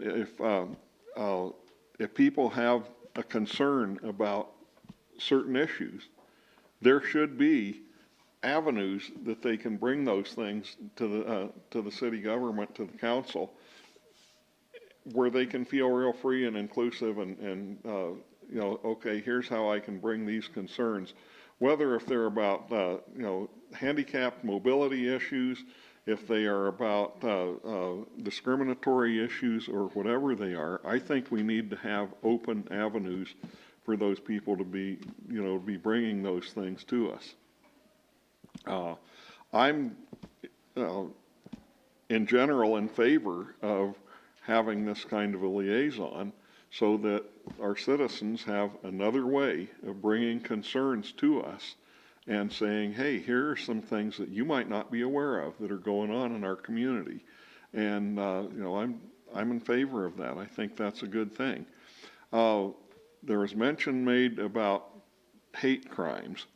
And I can't help but always, when that subject comes up, I can't help but always say, in 36 years of dealing with a lot of different criminal activity, I never, ever, ever, ever, ever, that's a double, triple, quadruple, ever saw any kind of criminal activity that was done because I love you. That is just, and so and my point there is that, as we all know, that line between love and hate is a fuzzy, hazy line on the same plane sometimes. And if you start saying, well, I'm going to designate these things as hate crimes and treat them differently, I really fear that it would be really easy to say, oh, well then if you can overemphasize these, you can underemphasize those. And that's a slope that I don't want to slide down. But I'm in favor of, opening up these kind of avenues for our citizens, because that's really what we're talking about, is our people that we're elected to represent having an easy access way to bring their concerns to the forefront and have them addressed. And I'm not scared of having those kind of avenues. Councilman Johnson. I just want to agree with Councilman Huber. If this prompts the formation of an African American or Hispanic or Jewish or Islam or Christian advisory committee, then I'm okay with that. The citizens in this country have a right to petition their government and to talk to their government. And if this is an avenue to get that, if you have to be recognized by the city council, then fine. I'm okay with it. Councilman Bates, and I'll come back to you. I understand why we created the advisory for the disability. For them to come in here and get out of their wheelchair, or some of them have a little box to speak through, whatever their disability is, to come and speak to council at a regular session. I understand how that's difficult to say we need more handicap parking spots in this area of downtown or whatever it is. That's difficult for them. And working with them, I understand that. Any of these other groups, as in the LGBT or Jewish or Christian, or whatever it is, at a regular session, any one of them can walk right down to this podium and speak to us at a regular session and say, we have this concerns, we have this issue.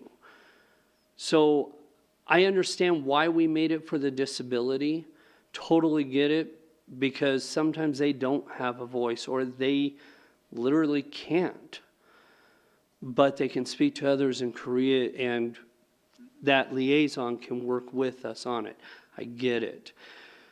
Any special other group, for the most part, in my opinion, can come to that microphone and speak to each one of us and say whatever they're feeling. And so I don't agree with creating any other group. I understand that we opened the door with the disability, but to me that was because they can't have a voice. Every other group, whether you're black, white, Mexican, Christian, Jew, whatever, unless they're disabled, they can come and speak to us regarding their feelings of how Casper's being ran. So to create this, I disagree, and to be perfectly honest, we want to go by statistics of one thing. Right recently in the newspaper, as I brought up once before, pedestrian and bike, we were ranked the lowest in nation for safety. So are we going to create an advisory board for pedestrian and bikes? Pet ownership, people that own pets. Casper, we're rising to the top of being one of the worst pet owners in the United States. We're going to create a pet advisory group. I'm not just thinking of just a specialty. This could open doors so far for liaisons and all of these. But any pet owner can come up and talk to us. Any pedestrian, biker, whatever they are, they can come up and talk to us. We don't need to create another advisory. Councilman Pacheco. Unfortunately, as a minority, it's really tough because your voice isn't always heard. And unfortunately, as a minority, I can speak from the understanding that your voice isn't heard and that discrimination does exist. And if you've never experienced that, then you don't know. Second to my other point, the problem that we face that I've spoke very at length with my children on a personal level is that we've stopped talking and that we've stopped having conversations, and that we see each other as enemies, or we see each other as something contrary to that we can't work together or that we can't do those things. And I think that some of the language that you receive and of understanding and saying, well, we can't have these advisory committees, we can't do this. But to have conversation and to communicate is going to be the only way that we ever move from this time in our country where nobody wants to talk, where nobody wants to understand each other's differences. Because if you believe this thing and you disagree with it, there is no middle ground anymore. Nobody wants that anymore. And to me, having an advisory committee that represents a community that feels on the fringes and comes and says, look, here's what's going on in our community. Let's have this relationship. Let's talk about those types of things. Can't hurt a community. I don't see how it can hurt a community when we have open relationships to talk about those things. To me, that is Christ-like, that we talk. That to me is what it means. And that's my hope when we create things like this, that we are open to that and talk about those things. And we see that. And that's my dearest hope for not only our community, but for our country, because we are not in a great time. When we have people that can tweet things on random to say horrible things about other people.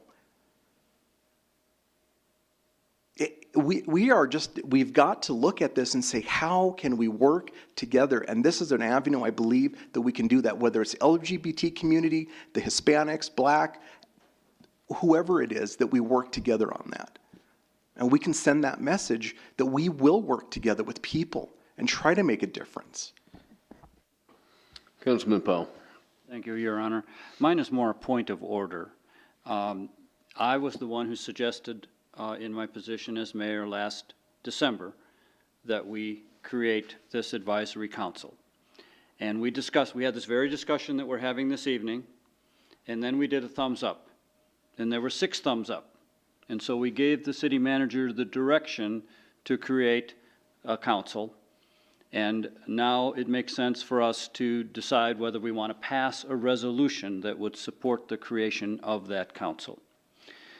Councilman Hopkins has proposed that we change that to a more generic human rights commission, which is a reasonable suggestion.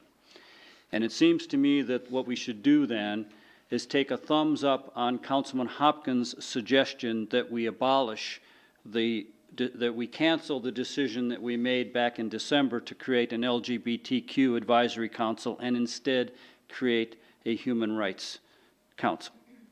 Human Rights Advisory Council.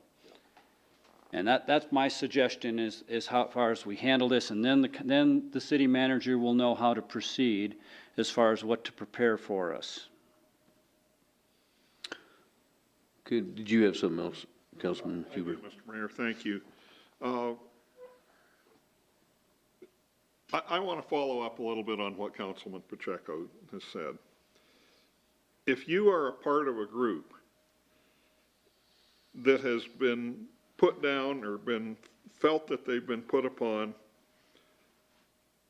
it can just really be overwhelming to the idea of, well, just come on down and talk to us and everything. If you have spent your life being put off, put aside, discriminated against, having bad things done to you because of who you are, coming down and just talking, that can be rather overwhelming and difficult to do.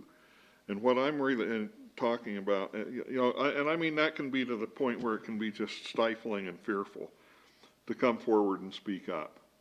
And that is why I think it's so important that we, as I was saying earlier, try to have these open avenues for people that might have these variety of different concerns and issues to come to talk to us. And if we need a general human rights advisory board, I think that might not be a bad idea. And maybe if we go forward, and I would advocate that we go forward with the, what we gave a thumbs up to several months ago, that we go forward with that. And in that process, we might find out that, well, we do need a broader category, that this brings up issues that are broader in scope, and we need to broaden that out. I can't help but think, here just recently we celebrated Martin Luther King Day. And whether if you're a great fan or an advocate of Martin Luther King, and I realize there are people that can see just as many bad things as good things about him, he had a very good poetic way of expressing many of what should be the good parts of our country and the good parts of our community. And I particularly liked when he talked about judging people by the content of their character.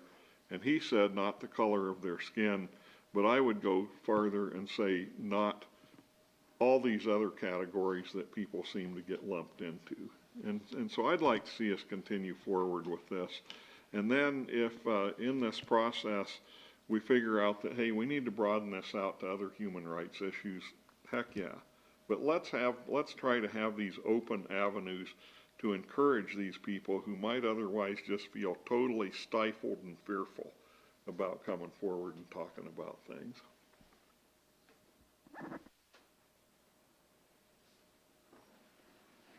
Any other comments? I'm suggesting that we do a thumbs up on Councilman Hopkins.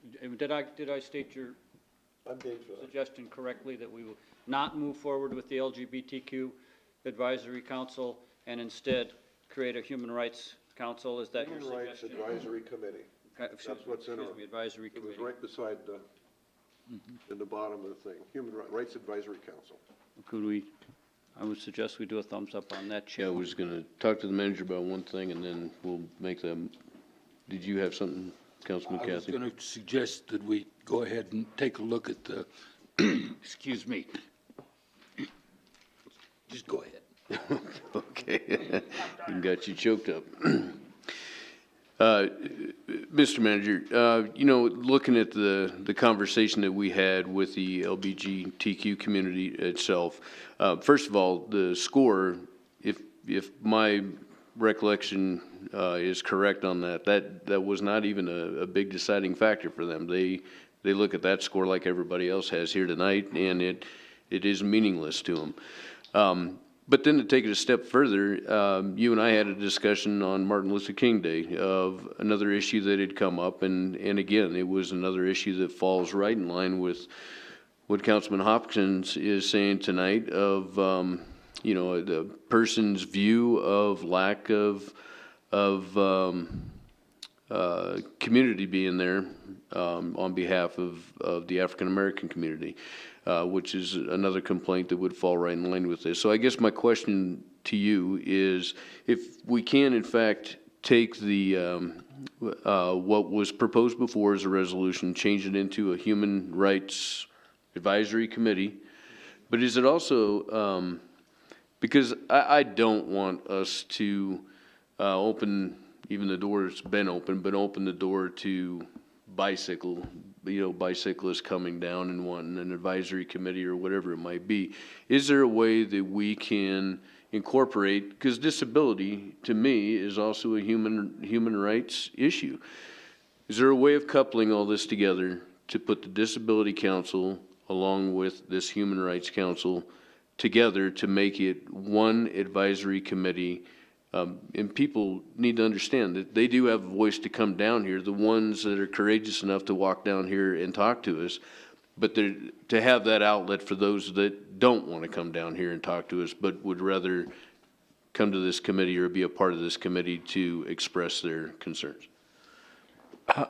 Mr. Mayor, I've got a number of thoughts there to hopefully address your question, and if I don't, please, you know, have me redirect at the elements that you'd like to have some focus on. But one of the things that the Disability Council did after some effort is create a series of bylaws and so forth that the council, you know, I would say by fiat, adopted through the resolution that was passed with the creation of that ad hoc group. So what I think could happen as a way of accomplishing this, if this is what the direction of the council is tonight, amending those bylaws to include, you know, a broader scope and those kinds of things could be a way to sort of get at that objective.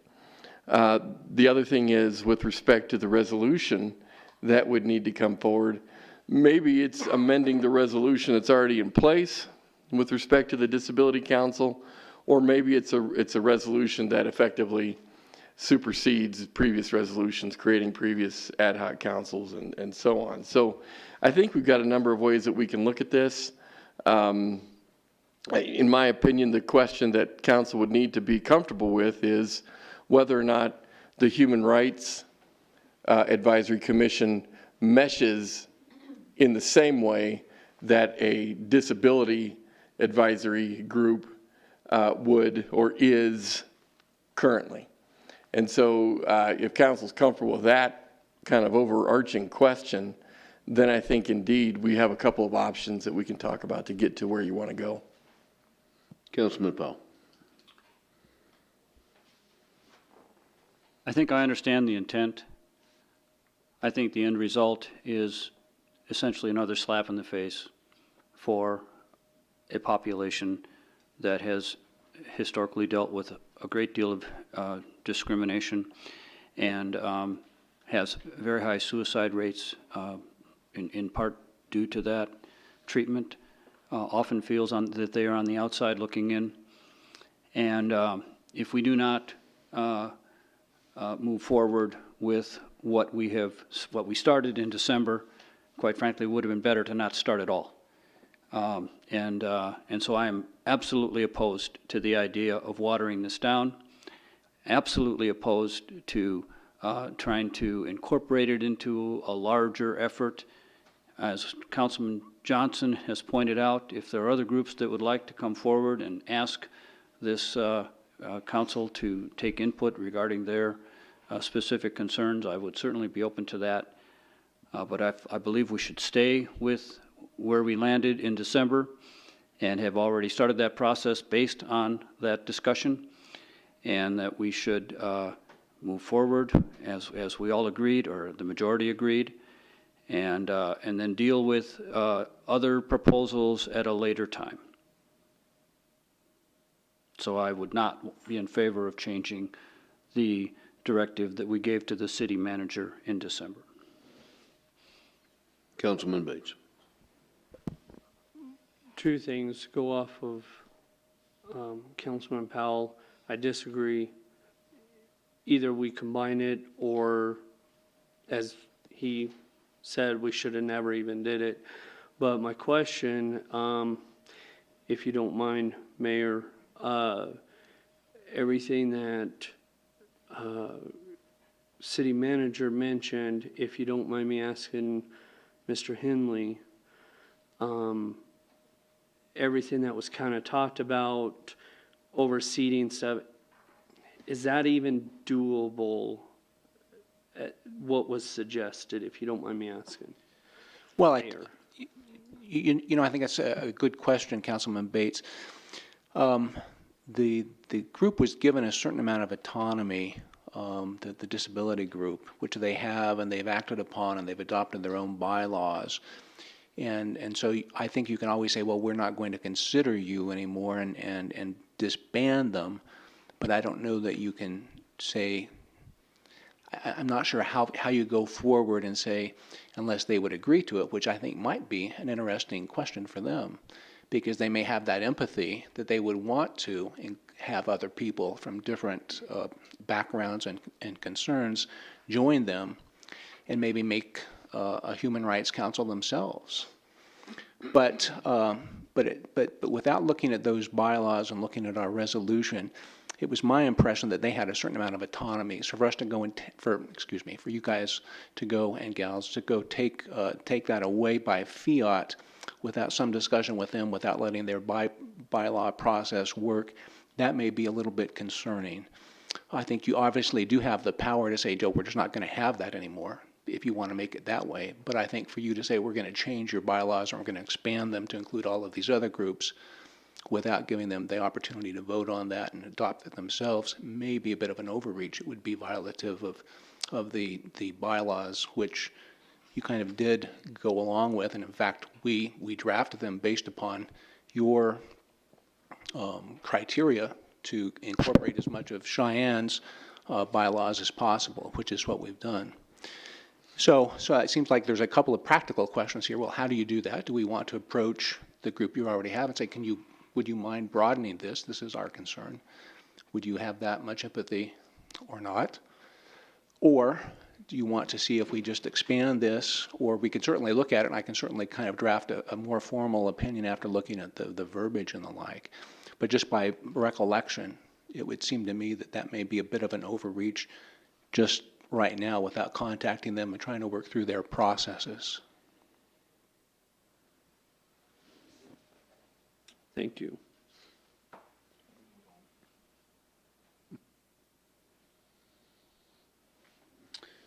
So what's our direction here? I would suggest, Mr. Mayor, Mm-hmm.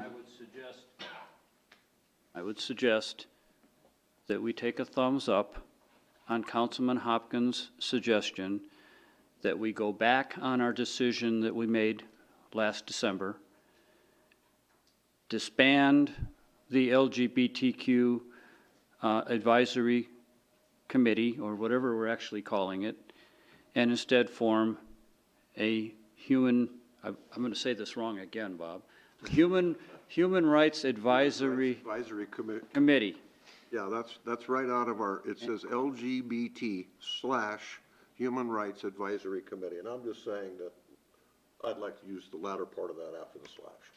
And the whole so, thing is a Human Rights Advisory Committee. so a thumbs up would be to abandon what we started.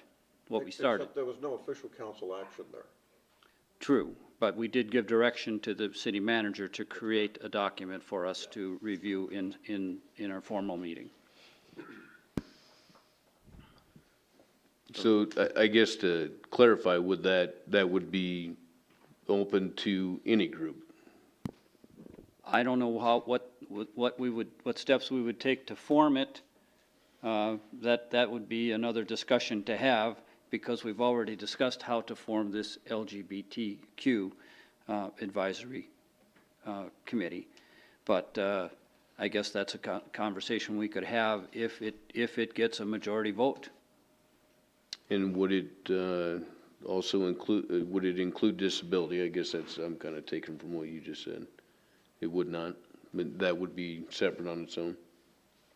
Oh, man, I mean, that's, I don't know, guys. Exactly, I think it has to be included. I do not think we can sit here and pick which groups are allowed to be separate. If we're saying it's all, then it's all. Councilman Eber. I have a question here because I'm confused, and I suspicion that many people that might be listening at home and some people in the audience might also be confused. If we give a thumbs up to Councilman Hopkins' suggestion, then as I understand it, that would be that we would be, as Councilman Powell said, basically giving a slap in the face to this group that has already started, already enacted their bylaws and all that, and that we'd be telling them, well, never mind, we're going to go a different direction with this. If that understanding is correct, then I would very strongly urge that we not give a thumbs up to that. What seems to me that might be a little bit easier way to look at this and a more productive way would be to first,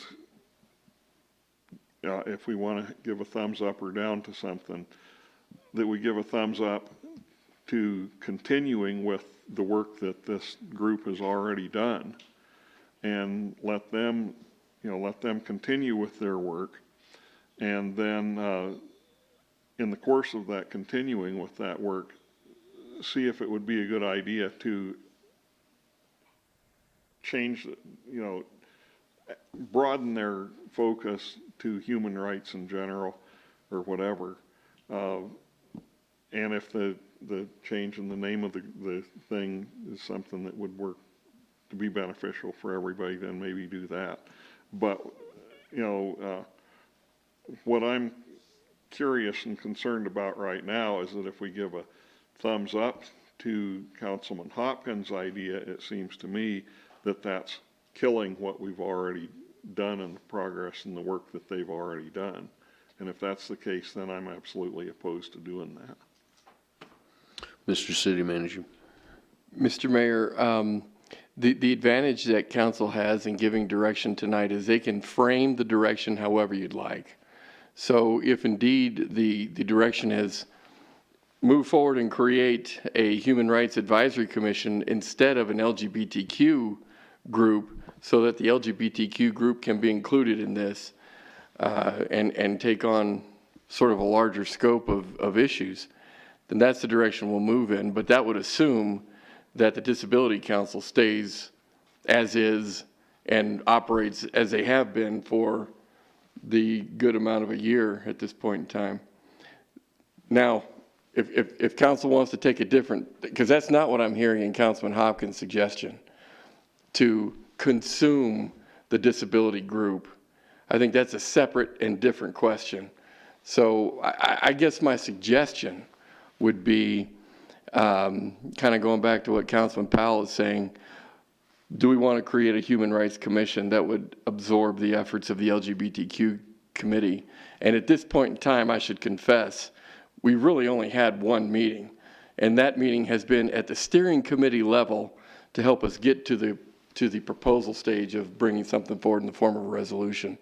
So it's not like we would be deconstructing a lot of work that has taken place, albeit I certainly respect the perspective that Councilman Powell had about slapping a particular community in the face. I'm not trying to be insensitive to that remark at all. I guess I would just add to that is we have had only one meeting. There are no bylaws that have been created or anything else. In fact, we were looking towards the disability committee as a structure to follow if this were in fact to be put in place. Just if I may. Councilman Hopkins? Thank you, Mr. Mayor. No, I'm not asking anything to do with the committee we've already formed. That to me is so consistent with federal law in terms of the ADA that it deserves to stand on its own. And the issues are significantly different. There's a lot of physical issues that have to be dealt with, and we spend a lot of money every year trying to make more and more of our city ADA compatible. So I think it's significantly a separate issue.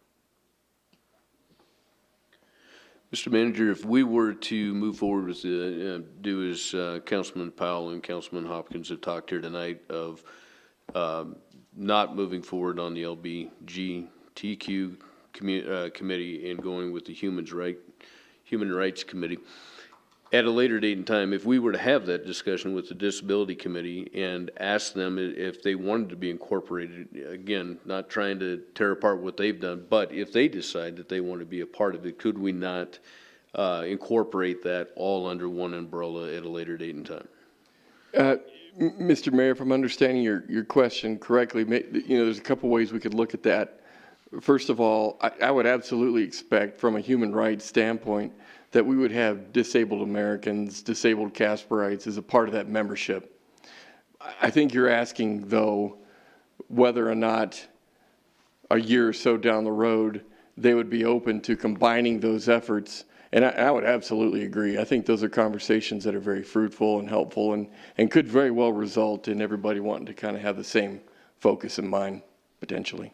That way we're not telling them they have to join in. We're more or less seeing if that is a good fit and making that a good fit at a later time. So, Mr. Mayor, clarification then, we would do a thumbs up on the proposed change. And so those of us, like myself, that will keep their thumbs down are basically saying we will stay with what we decided in December, is my suggestion. Correct. Okay. Any other discussion? So if I have this right, what's on the table now that we need to give a thumbs up on is that we will disband what Councilman Powell had brought forward, or what was brought forward in December, and we will move forward instead of just a specific group, it will become the Human Rights Advisory Committee. Am I correct with that? Mm-hmm. And it has nothing to do with Disability Council at all? Mm-hmm. Okay. So I guess thumbs up for those that are in favor of that.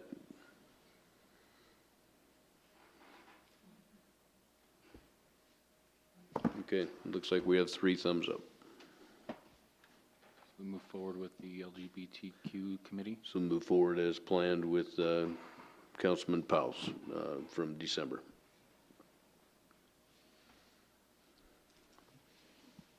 Anything else on this, Mr. City Manager? Okay, we'll move on to council goals status update.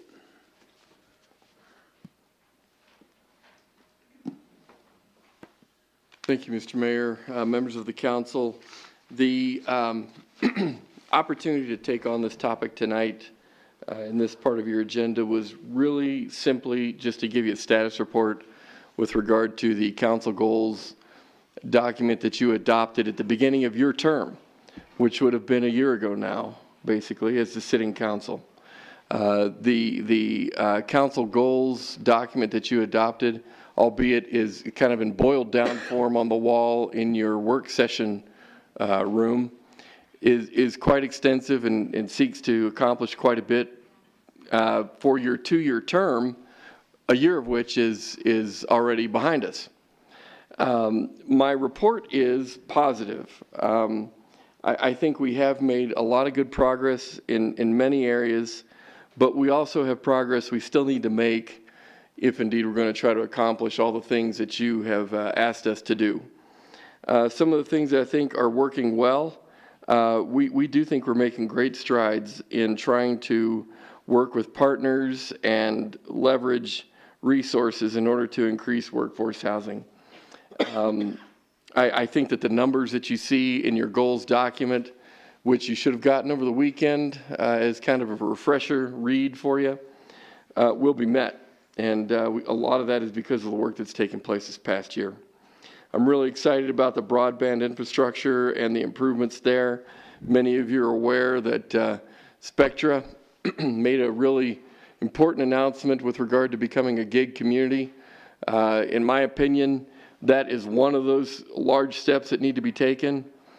The other large step that needs to be taken is helping to improve the redundancy and so forth throughout our community, of which I think is probably going to be a long-term goal, but I hope to make even more progress this year in that regard as well.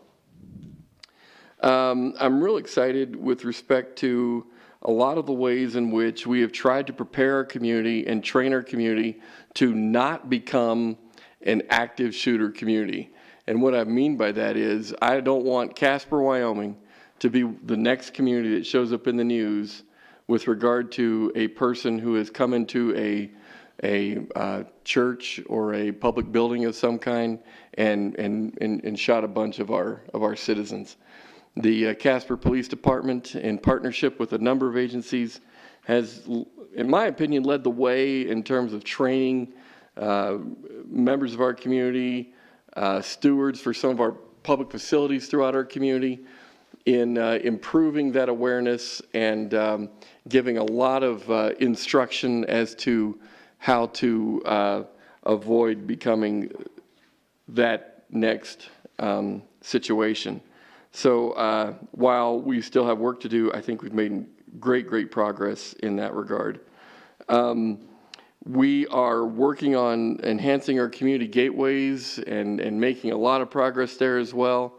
You're aware of the number of projects that are underway. You've given us a lot of direction in that regard that has set us forward as well. I'm excited that we're going to make those improvements and be on time there. The police staffing is a big issue in my mind, because indeed our public safety, in my opinion, hinges upon our ability to staff our positions and try to reduce those openings as much as possible. The chief and his team are making great progress there. We still have work to do. You heard about some of that work tonight with regard to the CSOs and some of the work that they provide and people we need in those positions. I have seen 100% staffing in my career, and it's my goal to see it here too. And so I'm really looking forward to that, and I appreciate the work that's been done there. We're not quite there, but we're going to get there. A couple of things that we need to work on moving forward. Downtown parking enforcement, you've given us a lot of direction over the past year in that regard. We now need to implement and have that be successful. Infrastructure improvement to leverage neighborhood redevelopment as a means of improving our opportunities for businesses to come into the community as well. You're going to see some proposals along those lines coming up here in this capital program discussion that we'll have in a few months. I'm looking forward to the opportunity in which we can talk about marketing ourselves more effectively and appropriately. We've got some ideas that for this budget year we're going to approach you with, and we've been talking to a number of our employees who are energized and excited about ways in which current resources can be used to better and more effectively deal with those kinds of things. And so, as a matter of fact, I had a really, I'm going to say exhilarating. It sounds probably like an exaggeration, but it was encouraging to sit down and visit with some of our staff and hear some of the ideas that they have, particularly as it relates to trying to find ways to use marketing as a tool to reduce those subsidies that we are labored with as it relates to providing some of our recreational services and so on. So we have work to do there, and I'm looking forward to those opportunities that we can talk about later. That's just kind of a snapshot of some of the successes I think we've had and some of the work that we still need to do. Certainly, as you've read this document, there's far more material than what I just covered. I'd be open to any questions that you have, and if I need to use some staff to bring some detail to the table, we can do that too.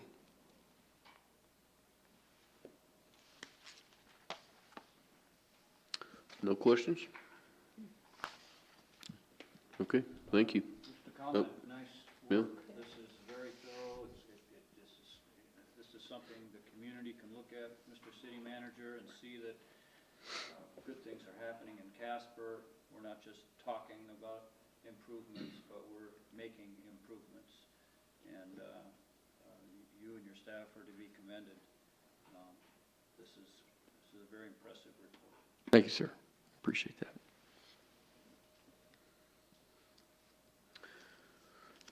Okay, we'll move on to the agenda review.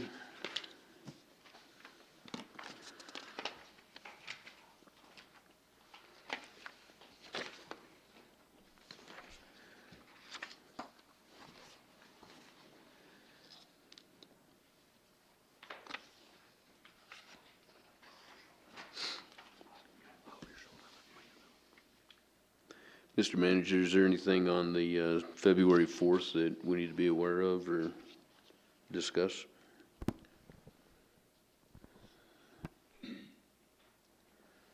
Mr. Mayor, nothing that I think would be too complicated or controversial or whatever you'd like to say. Nothing in particular. Does anybody else have any questions on the 4th? Or on the council session for the 11th?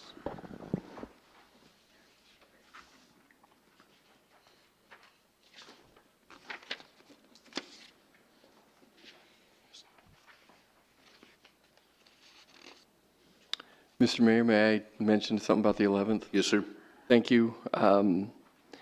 The budget amendment number 2 review, I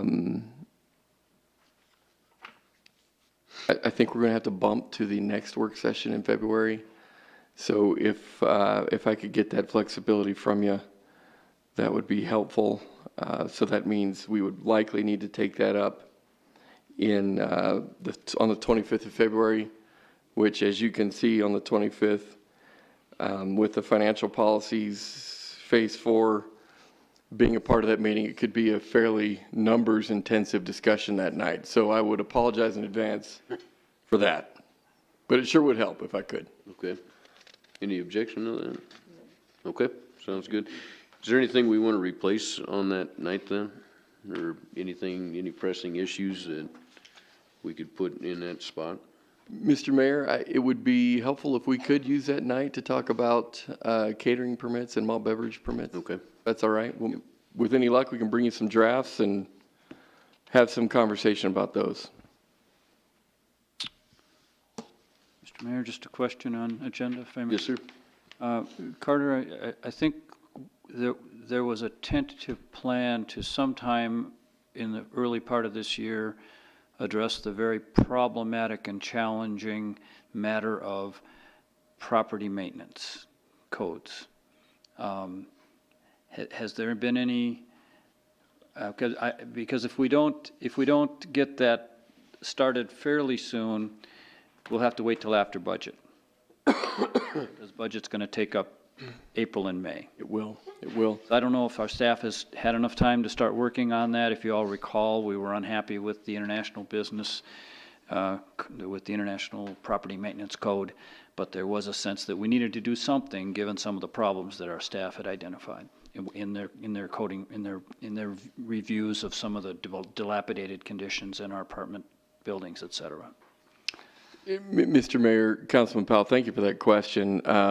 Staff has been working for quite some time on a proposal to bring forward to all of you to consider. I would suggest, I'm almost afraid to look at Liz with what I'm about to say. I would suggest that we could bring forward a proposal in March. Is she giving me bad looks, Councilman? She's not okay. You're good. You're outside.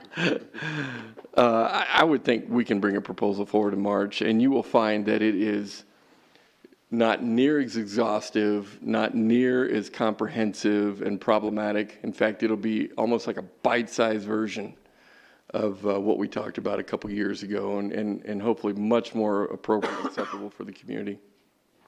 Thank you. Thank you. Anything else on the agenda review? Okay. Move on to the legislative review.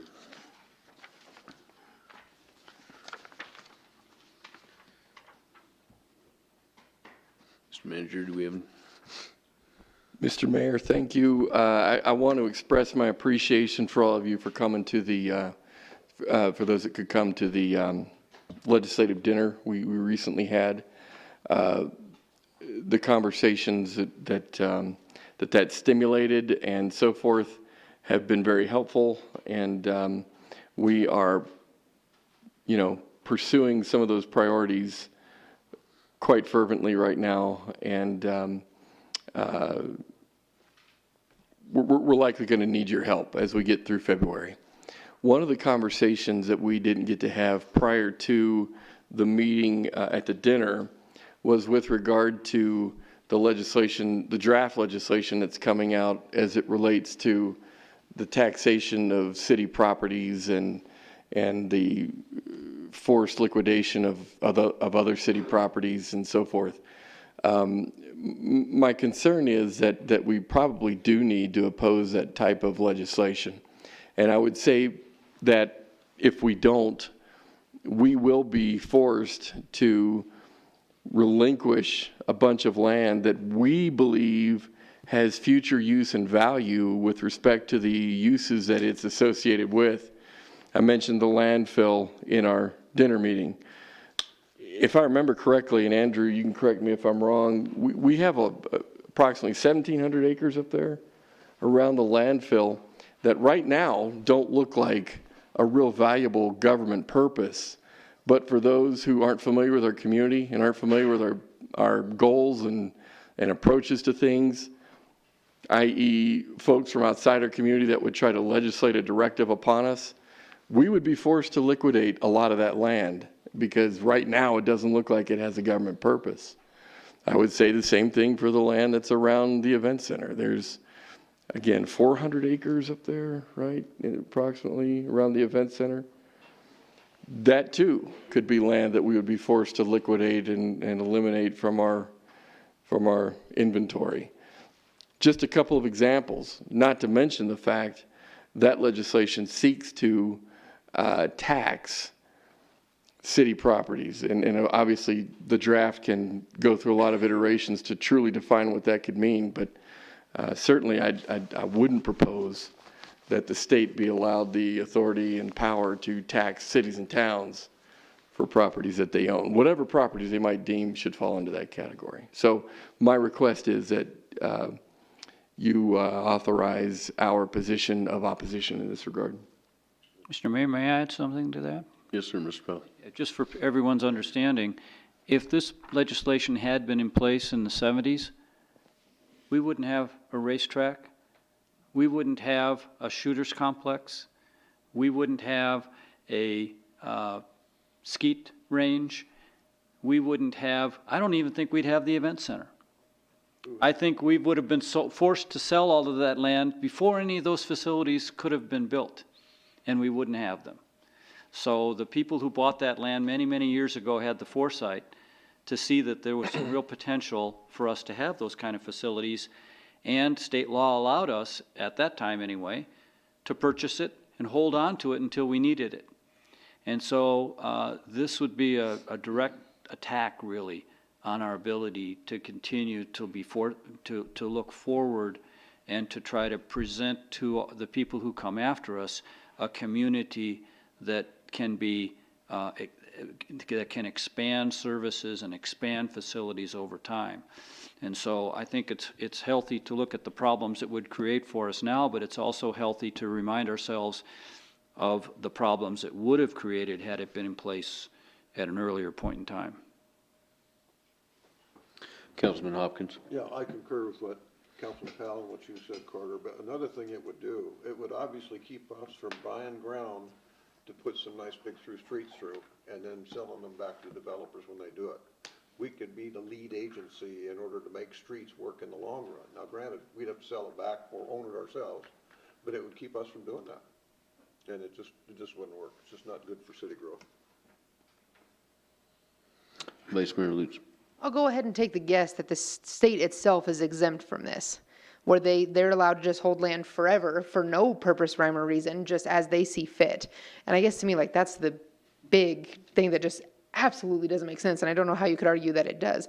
They have a plot of land right in the front of the Tetons. You can see it from the gondola as you're riding down. I can't even fathom what that's worth. Tens of millions, probably more. So I think it's a little convenient that they would be able to hold on to land, but we would not. So, I mean, in that way, just in itself, it doesn't make sense. I'll say one more thing, if I may, Mr. Mayor. Yeah, Councilman Powell. This is why you all need to be more active in WHAM. Because WHAM is the organization that compiles the efforts of all of the municipalities to explain the problems that a legislative initiative like this creates and gives us a voice as these decisions are made. So I want to once again encourage you all to increase your level of involvement, because it is not an outside agency. These are our colleagues and our friends, and we need to strengthen our relationships with them. So, and it's February 22nd through the 24th.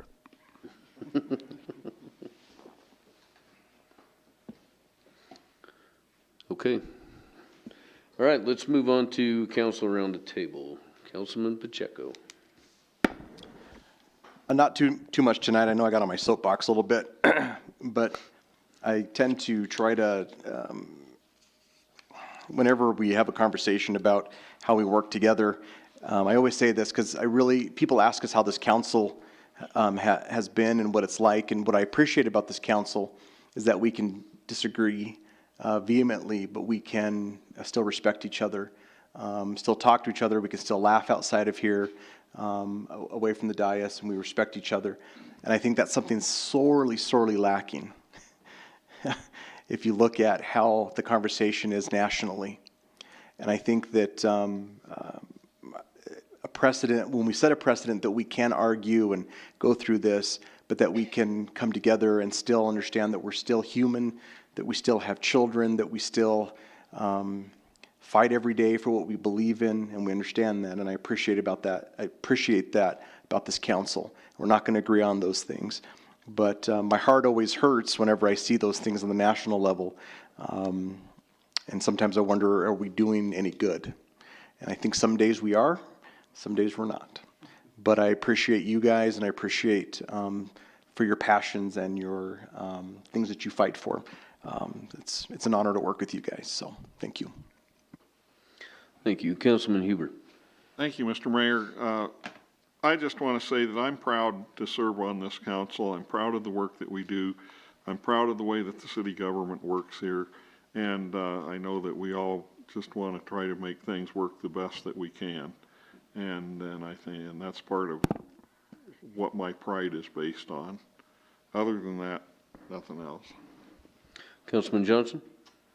I'm glad to be back. I've been gone the last 3 weeks for school for the military. I was in Salt Lake City. So I'm glad to be back home, and I should be here at most meetings for the rest of the year. Councilman Hopkins. Just a question for everybody. I know at our meeting we had with our county legislators the other night, I think it was an extremely productive meeting for both sides of the aisle, even though we're on the same side of the aisle, so to speak. And I wonder if it might be appropriate for us to sign, all of us sign one letter, because these guys are flooded with stuff. And if we could, what do you think about having one nice letter that he gets the first signature? And so, what's your pleasure? Huh? Yeah, I like that idea. Me too. Yep. You good? I didn't volunteer to draft it, though. I think you did. Thought you had it already. Councilman Bates. Councilman Powell. Thank you, Your Honor. Since we last had a work session, I had the pleasure of attending the legislative breakfast hosted by the hospice that we were all invited to. And for those of you who have never had a chance to visit our local hospice, I strongly encourage you to do so. It is a wonderful facility. I didn't bring my notes with me, but I was astounded at the number of people that they serve. Many of us aren't aware of the fact that, yes, they do have housing for people that are quote-unquote in hospice, but they also do a great deal of outreach in the community and provide services in the home to people who are at the end stage of life. And they also provide follow-up services to the family. If someone dies in the hospital, the family has no further contact with the hospital. If someone dies in hospice, the hospice staff stays with that family for up to a year following the death to help them with grief resolution matters, etc. It is a wonderful facility, and they are more than happy to have people visit and tour it, and I encourage you to do so. I also had the opportunity to attend a monthly, I think they call it a Community Partners Luncheon at the Child Development Center. And while I have worked with disabled children my entire career, for whatever reason, I have never actually toured that facility. And it is also a wonderful place. It's much larger than people would realize. It's larger than most of our elementary schools in terms of their population of kids. And they are, you know, it sounds trite, but, you know, it's not a job, it's a calling for these folks. They are working with the most severely involved and handicapped children in our community. They provide services. They are paid by the state $8,000 a year per kid, whereas our school district receives $18,000, and that's for the kids that don't need specialized services. And it is truly amazing what you see happen in that facility. And they hold these partnership luncheons every fourth Thursday. And if you contact the Child Development Center staff, they would be happy to invite you to those and give you a tour. I think it's worthwhile for us. I know Councilman Bates has made a lot of efforts in this regard with respect to our city employees, but I think it's also healthy for us to try to make these outreach efforts to visit these nonprofits, particularly those that we provide funding for, so we can know a little bit about where this money is going. And I wonder sometimes if maybe we shouldn't all have a list of all of those places with the executive director and the phone numbers, so that at any time when we have time, we could call them up and say, hey, mind if I come over and see what you guys are doing? You're not going to find anybody saying, oh, I don't have time for that. They're happy to show the facility. They're proud of what they do, and they appreciate when community leaders show interest. And so I'm going to try to keep doing more of that. While I was mayor, I probably visited 12 or 15 over the course of the year. But there's no reason it should be restricted to the mayor. Any of us can do this stuff. It's just a matter of taking the time. So very uplifting experiences, and I just encourage you to try to make your own efforts in that regard. So thank you. Councilman Cathy. Nothing tonight. Okay. Vice Mayor Lutz. Nothing more tonight. Okay. I have two things. If any of you are interested in doing the council minute, let me know so that I don't have to come up with material every week. So, but anybody can jump in there at any time. The other thing that I had, the manager and I had an opportunity to sit down with a citizen that, as you'll see this packet in front of you, there's a piece of land at the end of 46th Street going to the south on Moose, and it's in front of us here. And Mr. Manager, you can jump in at any time I forget something on this. That property was used to be owned by the city, and it was sold to an individual who, if you look at the pictures of the road itself, it's the street going in there is all, well, it's in dire need of repair. This piece of land is annexed into the city, and basically what the owner of the property is asking is that we de-annex this property from the city itself. That way the city right now we would have to maintain the roadway. But if they de-annex it, we will not have to maintain the roadway. And if it stays annexed, then we would be responsible for coming in and repairing that road. And I believe that if we, to get an amount, I don't know if Andrew would be willing to give us his thought on that, but if he could possibly explain what that cost would be to the city for fixing that road, and then to the addition, I guess, to the end of the roadway.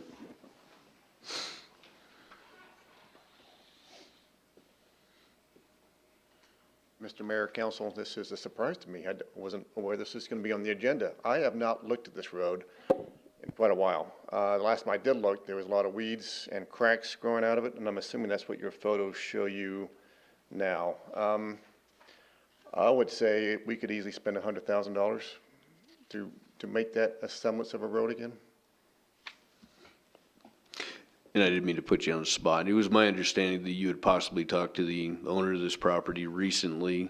I talked to Mr. Morgan either yesterday or the day before, and that is indeed a city road. That is platted, it was built, that is now, from my perspective, a city road to maintain. Keep in mind that for years that access to that road was blocked by Jersey barriers and was just allowed for kids to go out there on bikes or people to stroll through there. We have not maintained that road probably since it was built in the 70s or 80s. Mr. Mayor? Andrew, is this the area is this the land that was intended to be a cemetery at some point? Mr. Mayor, Councilman, that's correct. It's actually called the Cemetery Addition. Okay, thank you. So this, the land, the very first page you can see there, it says preliminary on the side. It's, they basically slated this to be divided up into separate properties for resale. So I guess the real question here is, it is currently annexed into the city. We would be responsible for maintaining that roadway. The question that the owner has is, would we consider de-annexing this chunk of land from the city? Mr. Manager, is there anything I left out of that? Okay.